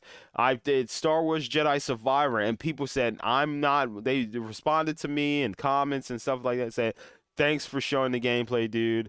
Or they sent me a direct message. They're like, thanks for showing the gameplay, man. I'm just going to wait until this game gets all the patches it needs before I spend the money. Maybe I'll even pick it up on sale. And that's the mindset you need to have with a new game. Alan Wake. I love Alan Wake. When I saw that, I was like, dude, tell me this is not a new Alan Wake. I said, oh, yeah, I can't wait for that. But ever since Redfall and Jedi Survivor, my excitement for when games come out, like even Final Fantasy 16, after the last time they showed Final Fantasy 16, which wasn't yesterday, that one scene when it was flying and the frame rate started dropping, I'm going to wait for Maximilian Dude to play it. I'm going to wait till I see reviews of it. I'm going to wait before I buy Final Fantasy 16 because I do not want another Jedi Survivor situation where I'm so excited. I'm super stoked. Can't wait for a game to come out. I pay the $70 or so. Even my Star Wars Survivor, I did not. I did the EA Pro thing for $15, which was a sweet deal.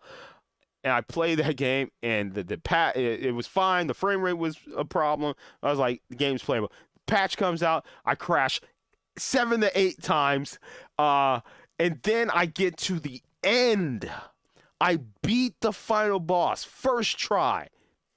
The game crashes on the cutscene. I'm like, okay, guys, I'm just gonna boot up the game. I boot up the game and I have to fight the final boss over. And it's like the final boss just got even more powerful. It's just reversing everything and countering everything. So I beat him again. The cutscene plays, it gets to the end of the cutscene, it crashes again. So I had to fight the boss a third time, and he's even more powerful. The chat is freaking out because the dude is doing moves that I didn't even see when I fought him the first 2 times. So now the boss is even more cracked. So, so I said, guys, there is no way this thing is about to crash 3 times, right? I beat it. I skipped the cutscenes that I already seen. It plays the credits. I'm like, thank God. And I think, oh my God, did we even make it through the credits? Because I felt like there was a fourth crash during the credits. Bro, dude, right there and then, I said, no more, no mas. I am waiting, even if it's a game I'm highly anticipating. I just have to wait for the reviews for it before I pick it up. Metal Gear Solid, I gotta wait for the reviews. Marvel Spider-Man, I gotta wait for the reviews.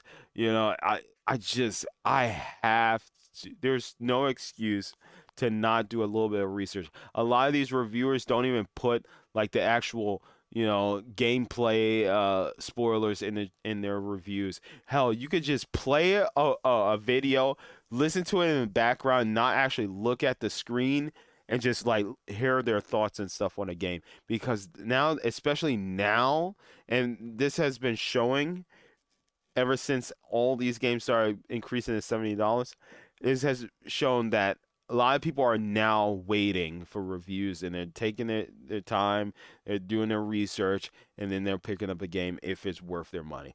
I would say that's the type of mindset. If they want to come out with $70 patch experiences, well, they will not get my money day one. I will be watching the reviews. I will be watching Dreamcast guys, RGT, Spawn Wave, ACG, Worth a Buy, GameSpot, IGN, Metacritic, Steam. I will be looking at all these different reviews before I pick up the game. The only game that I am going all in on is Street Fighter. Okay, that's the yeah. You guys can say whatever you want. I don't care, man. I did it for Street Fighter 5. I'm like, it can't be any worse than Street Fighter 5, lacking in content.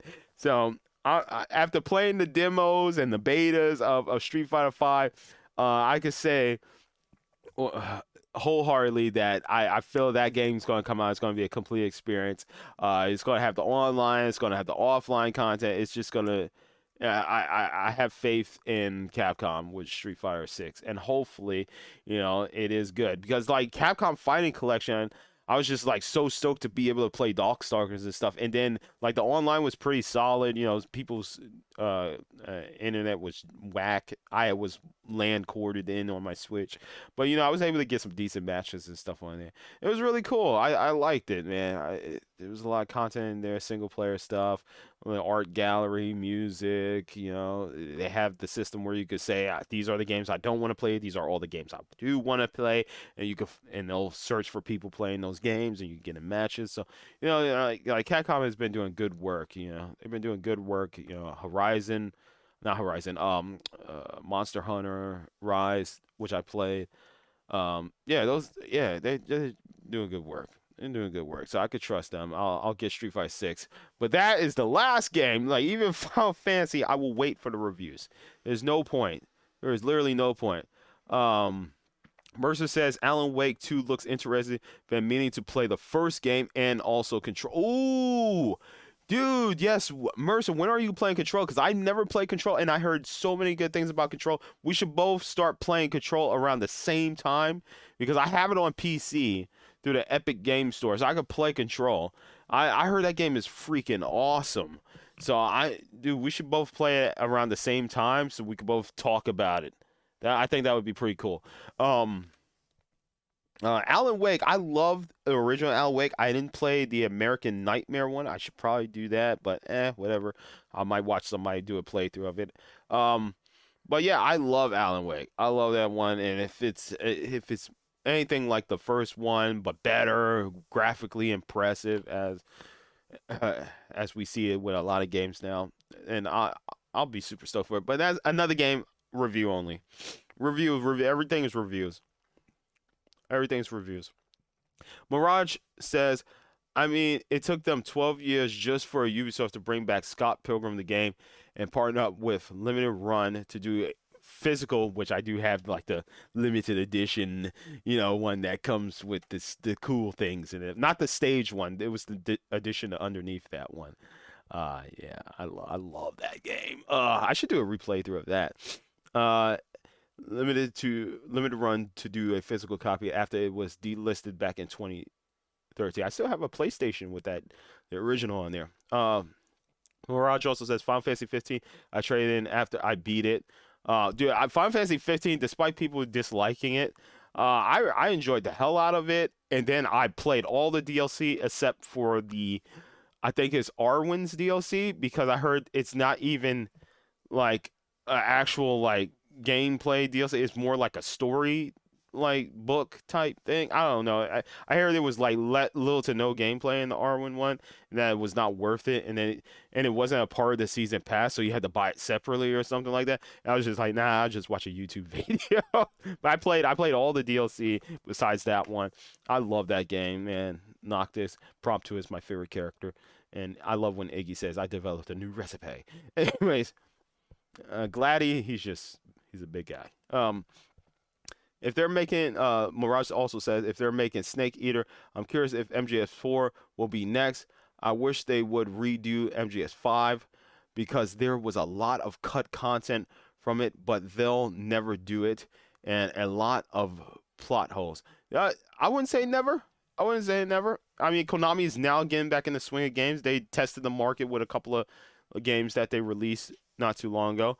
To see if people are still interested in titles. And yeah, it seems like as long as, Sony or Microsoft is willing to back them on it, you know, might get it. I want MGS4. I would love MGS4, but apparently like they're not even calling it Metal Gear Solid 3 Snake Eater. So I don't even know what order they're going to release these games in, because it's called Metal Gear Solid D, I think is what people are saying it. It's called Metal Gear Solid D Snake Eater. They just got rid of the 3. So I have no idea what's going on at Konami. I don't know. It is what it is. Mercer says MGS4 remake is absolutely needed. That game being stuck on PS3 is criminal. I still have it. My limited edition box that opens up like a lighter. I love that game, dude. Oh my god. Oh, Delta. It's D for Delta. Metal Gear Solid Delta Snake Eater is what it's called. Thank you, Mercer, for that. Mirage says, I know a lot of people dislike it, but I'm really hoping Capcom does remake Resident Evil 0. Resident Evil 0 had a difficulty spike to it or something that people didn't like. I only played it for a little bit. I had the only game of the Resident Evils that I want is Code Veronica. Like that's the only one. I mean, hell, I'll take a remake of Resident Evil Revelations, but man, I feel like I am literally on the island all by myself. Or is anybody as annoyed that we don't have Code Veronica yet? Like, I where that game is great. I know some people don't like it. I don't know why. I think that game is phenomenal. And I think the people that need to be shamed are the ones that like Resident Evil Dead Aim. The ones that those are the people you gotta watch out for. Because if you meet anybody that says, yo, I love Resident Evil Dead Aim, you need to look at them sideways. Because that game is not good. It is a first person. The controls are weird. You're on a ship. They should have just made that a rail shooter. Rail shooter Resident Evil. That would have been better. House of the Dead meets Resident Evil Dead Aim. Rail shooter. That would have been better. It is what it is. All right. Oh, man. Man, today was a good talk, man. I wanted to go for like 40 minutes, but I'm glad a lot of you guys showed up. I'm glad I got the takes from these two people. About the video games. There are some other stuff here, but I felt like these were the two that seemed like they had it all together up there.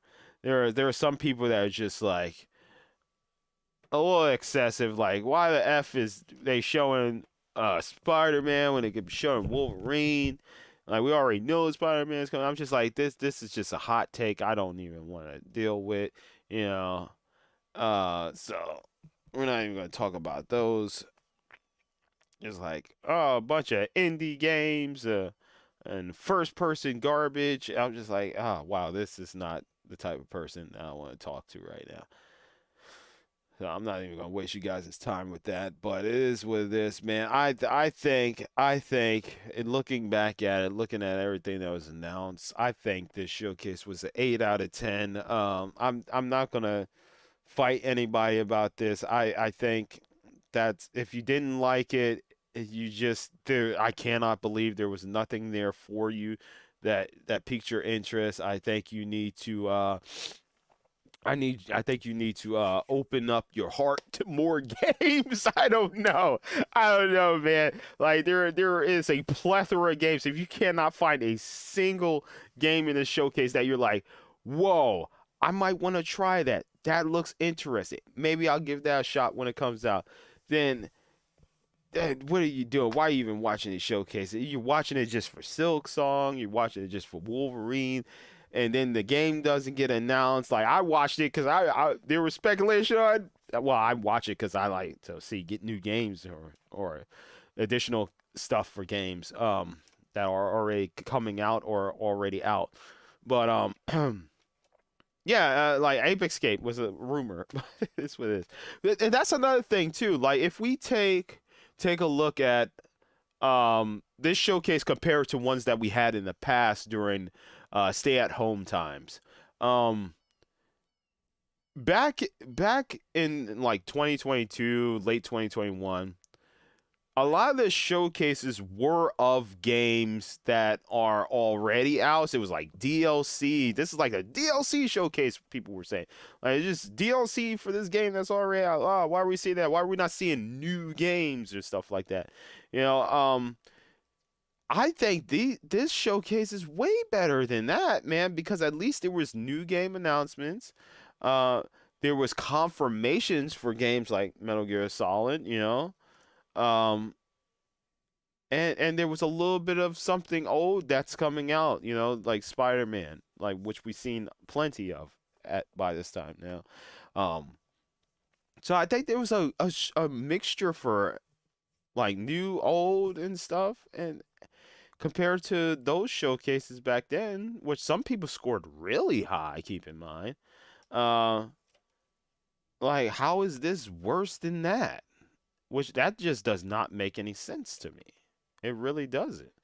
So yeah, something's definitely being lost in translation here when it comes to people's thoughts and opinions. Because now that the COVID, it's still a thing. You know, the Rona is still a thing. Yet, you know, we it does feel like we are back to a somewhat norm. Um, I still I think people are just like, oh, everything's good now. The economy is good.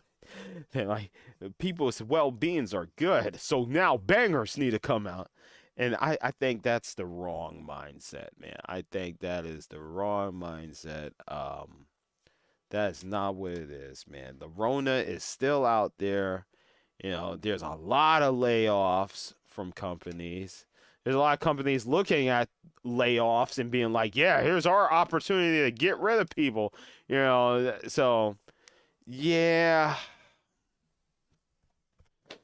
it is what it is. But I normally don't do this, man. I normally don't like have these little hot takes or discussions after a showcase. Usually we just do the showcase and we just move on. But I felt like there were just so many conflicting opinions from all these showcases and stuff. I just like I, every time a showcase happens, just like so many people are just expecting way too much, and then they get disappointed. And I just want to put my hand on your shoulder, like Miles into the Spider Verse. I want to say, hey, everything's gonna be okay. But damn, man, it just sucks that, that a lot of people have this mindset of like, if my game does not get shown, it's horrible. What a horrible showcase. And I was just, I just, dude, just open up your heart to more games, man. Try new games. Game Pass is a thing. I mean, thank God Game Pass is a thing.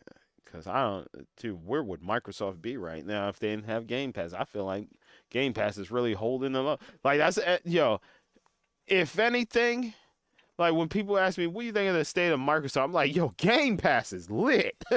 Yeah, I bought Game Pass for $10 and I got to play that Redfall game for $10, bro. Yo, that was awesome. I ain't have to pay $70 because y'all remember I was all in on Redfall. I was waving that flag, dude. I was like, yo, Redfall's gonna be lit. Arcane Studios could do no wrong, man.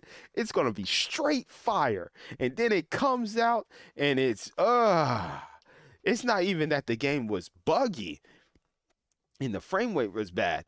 No, the game just felt uninspired. The world did not feel lived in. It was just the mission structures were just oh horrible. It's not like Borderlands where you meet interesting characters. Like it's just it was just so disappointing. Like I said, I would have preferred them to make another Dishonored or just remake the Dishonored games, man.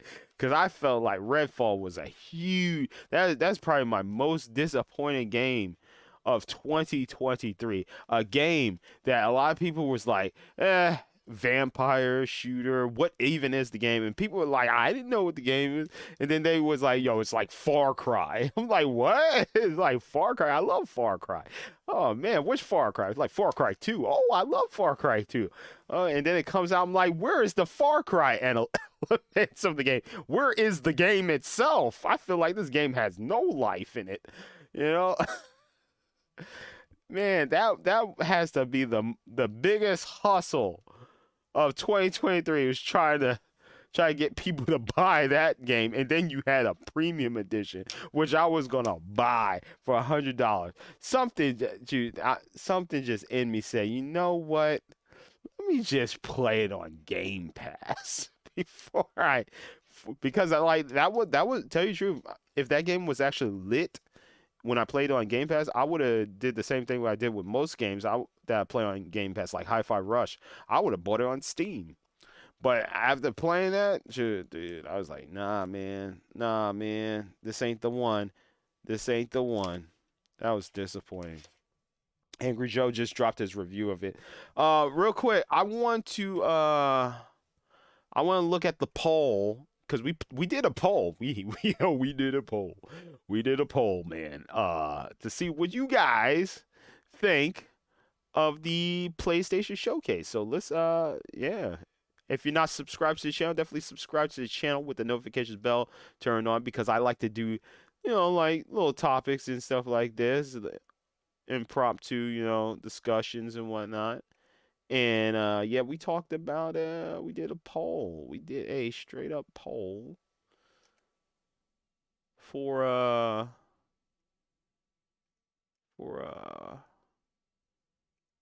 this. Yeah, so let's take a look at the poll. Can't wait to play this. Says Ghost Wolf or MGS. Yeah. All right, wait for the reviews though. My man, wait for the reviews. All right, so we did a poll. There's my thumbnail. There's my thumbnail. Like, oh, that's the thumbnail I did before the show started. So we did a poll, and now we're gonna see the poll. And it's right here. You guys seeing this? Because I don't have my dual monitor set up. Okay. All right. So here's the poll. I said, what did you think of the PlayStation Showcase for May 24th, 2023? We have at 17% bad. 17% of 12 votes said bad. Okay. 0% said meh. Okay.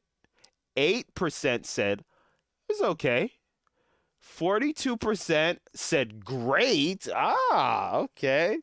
So, my eight out of 10 stands. Okay, I like that. And then 33% said awesome. So, this is why I love my community. My community just they understand. They understand, man. They understand.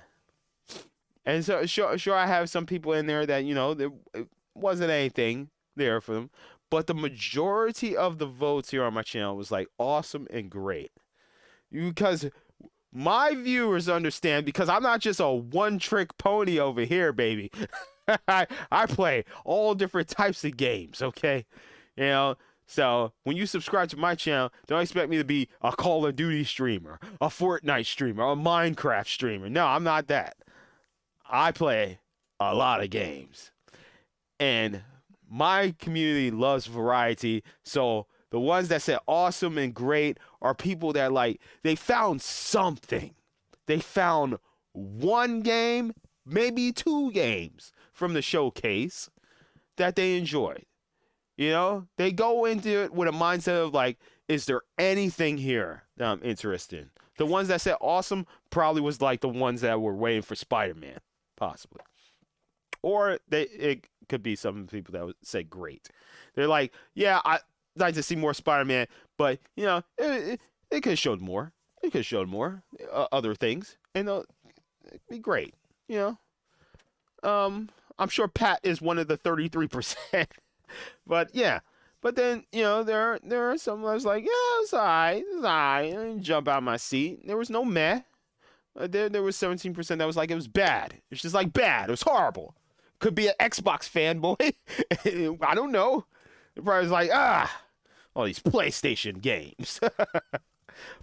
Can't wait to Descent reacts to the next Xbox event. I bleed green, baby. Let's go. So it could be that. We do have one comment. Let's see what the comment is. It's Chattering Teeth.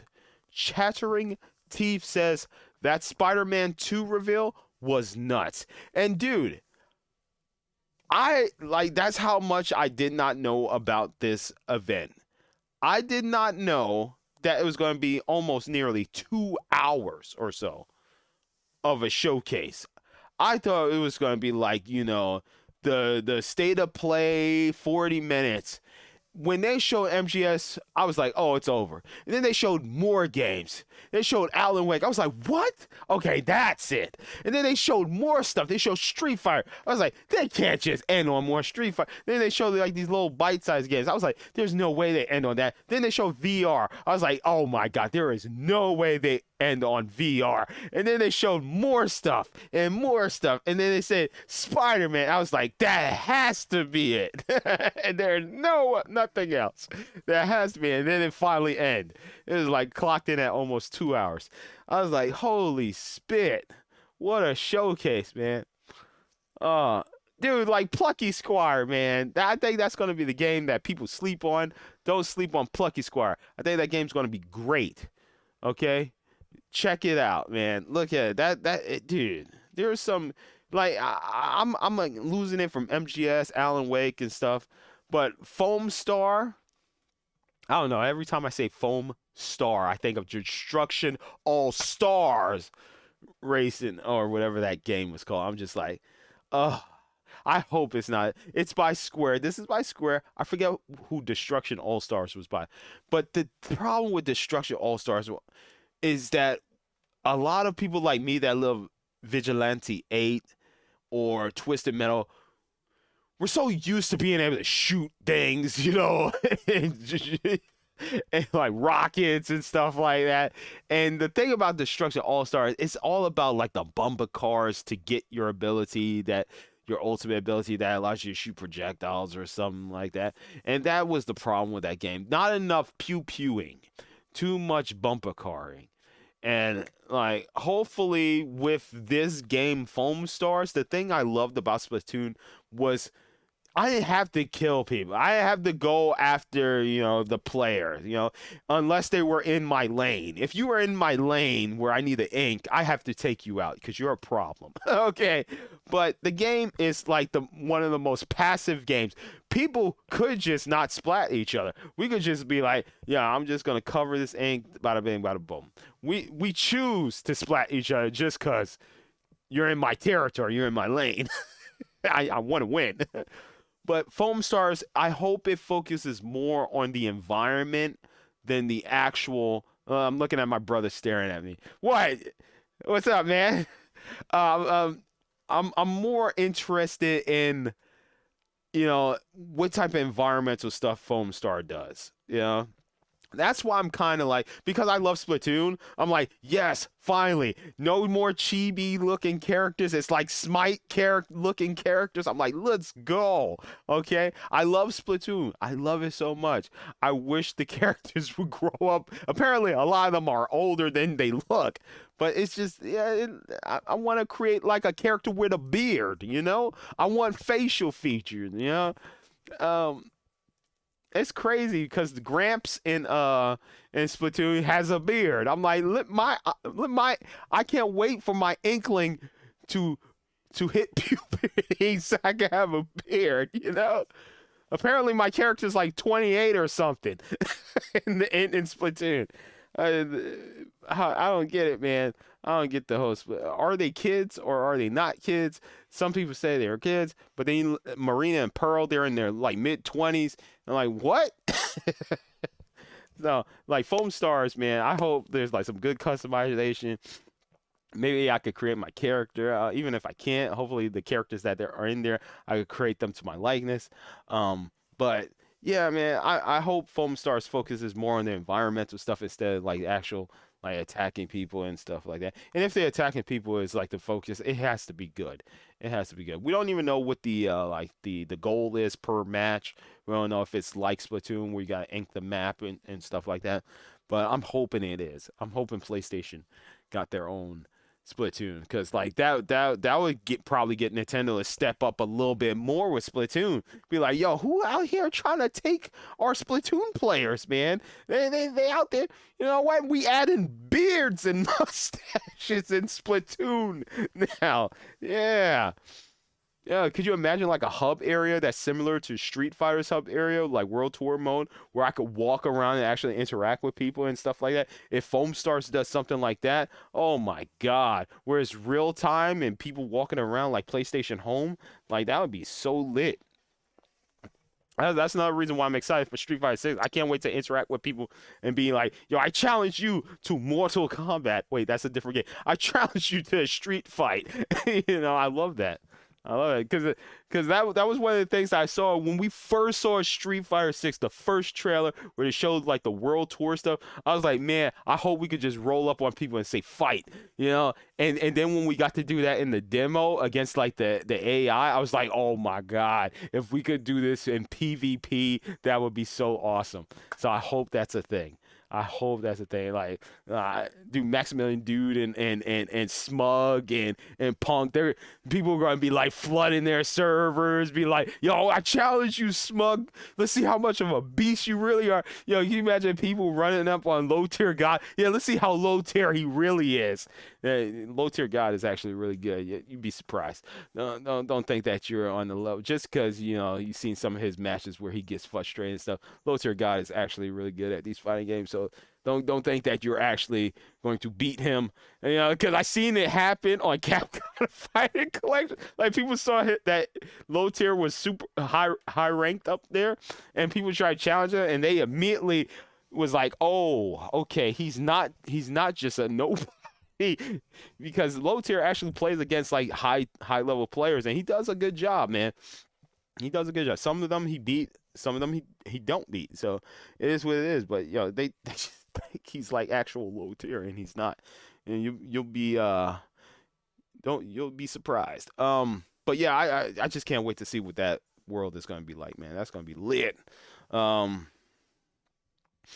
Ghost Wolf says Alan Wake trailer was good. Yeah, it was, man. I was like this, dude. I was so surprised. I was like, that was that's what I don't understand. How was that not a huge surprise? The most surprising thing is that they said digital only, but that that game surprised me. I was like, no way. I don't even remember if it was like rumored that there was going to be a new Alan Wake.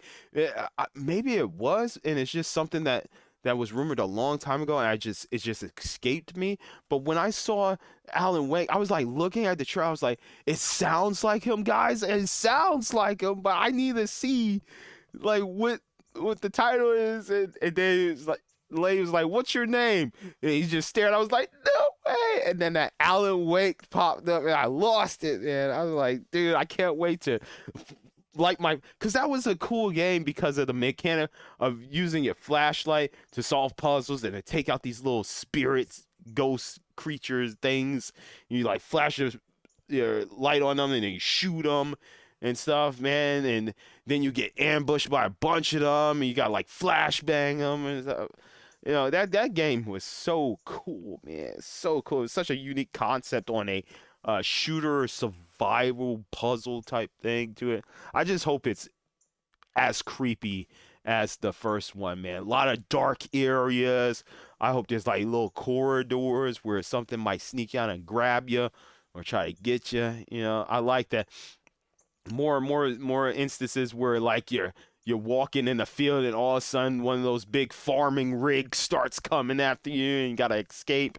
Like I hope they do that type of stuff. I love that original Alan Wake, man. God, that was such a cool game. I think that's the stream where I met Unit, Overwatch buddy. I think that was the first stream. It was either him or Son Goku. I met through there, through Alan Wake, my playthrough. Yeah. That's what I said. I always loved that game. Yeah, Alan Wake is such a good game. More people should play that. And Dragon's Dogma. Like Dragon's Dogma 2, we got to see gameplay. I just don't understand, bro. I don't understand. We got the announcement with the hoodie t-shirt or whatever, that one time, and now we actually got to see gameplay of it, and it looks like a dragon is eating my heart again. Like, oh man, dude, like that game is so good. Like they were so surprised when it sold well on Switch. It came out, the remastered came out on Switch, and it actually sold pretty well.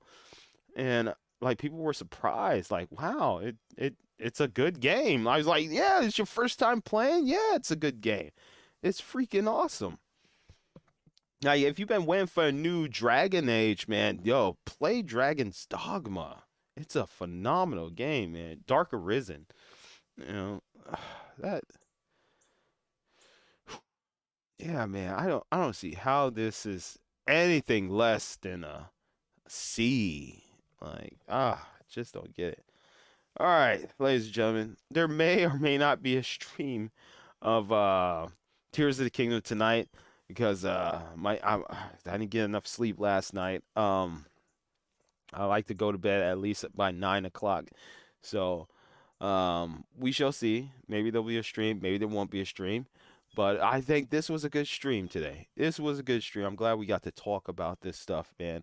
It was really cool uh, to get everyone's take on this, positive and negative. Got this set up, right here. The desk and everything is set up. Maybe I'll post a picture of it. But yeah, man. Yeah, things are coming together. Like I said, in July, I'm hopefully looking to travel. And now that I got this portable desk, whatever hotel I go to, I can just bring in this portable desk, just set things up, bada bing, bada boom, and live stream to you all. Only thing I gotta test is streaming from this computer because I know I could play games. I know I could well, streaming games from the computer is what I said, right? Yeah, I wonder how it's gonna work with streaming the game and playing games from this PC. We'll see how that goes. But I also got my Steam Deck, so my Steam Deck I could just do uh was it put it on the dock and then play my PC games that way if I have any problems streaming and playing from the PC itself. We'll see what happens. Maybe I'll get another laptop. Who knows? Who knows? All right, ladies and gentlemen. If you enjoyed today's stream, definitely hit that like button, sub to the channel, with the notification bell turned on. That way you'll be notified whenever I go live or whenever I upload any new videos. But thank you all for watching this impromptu stream. I'm glad so many of you showed up. Ghost Wolf said, I liked. Thank you, Ghost Wolf, for liking the video, helping it out, helping it grow. Hopefully, it reaches more audiences. We definitely have some new subscribers on the channel, some new people I've been talking to in the comments section, whether it's like the community tab or on my videos. Like, a lot of people are showing up, and I appreciate it. Some people are subscribing. Some people are clicking the notifications bell. It's nice to see that. But yeah, like I like getting different takes from different people, and yeah, it's cool. It's cool. There are probably people, that are gonna have a hot take about this stream that I did. Like, what does he mean when he says the gaming industry is not, their exclusives don't matter anymore? I didn't say that. I said that exclusives are not a thing anymore. Like having a plethora of exclusives that aren't timed exclusives is not a thing anymore. That era is pretty much gone. We're not going to see that anymore, probably not. So it is what it is. Deal with it, man. Deal with it. I deal with it. I have no choice to. I deal with it, man. I'm just gonna line this up. I think having that right there in the center, that works. Boom. But yeah, it is what it is. All right, so Ghost Wolf said always will. Thank you, Ghost Wolf. And I hope to see you all next time, possibly tomorrow, because I'm feeling a little tired. But I gotta go take care of some more things today. My days are always filled with things going on, man. It's never just one thing. I got some more stuff to take care of. So, I hope to see you all next time for some more video games or vlogs. Who knows? All right. Good night. Good stream today. Good stream. Good talk. Good talk.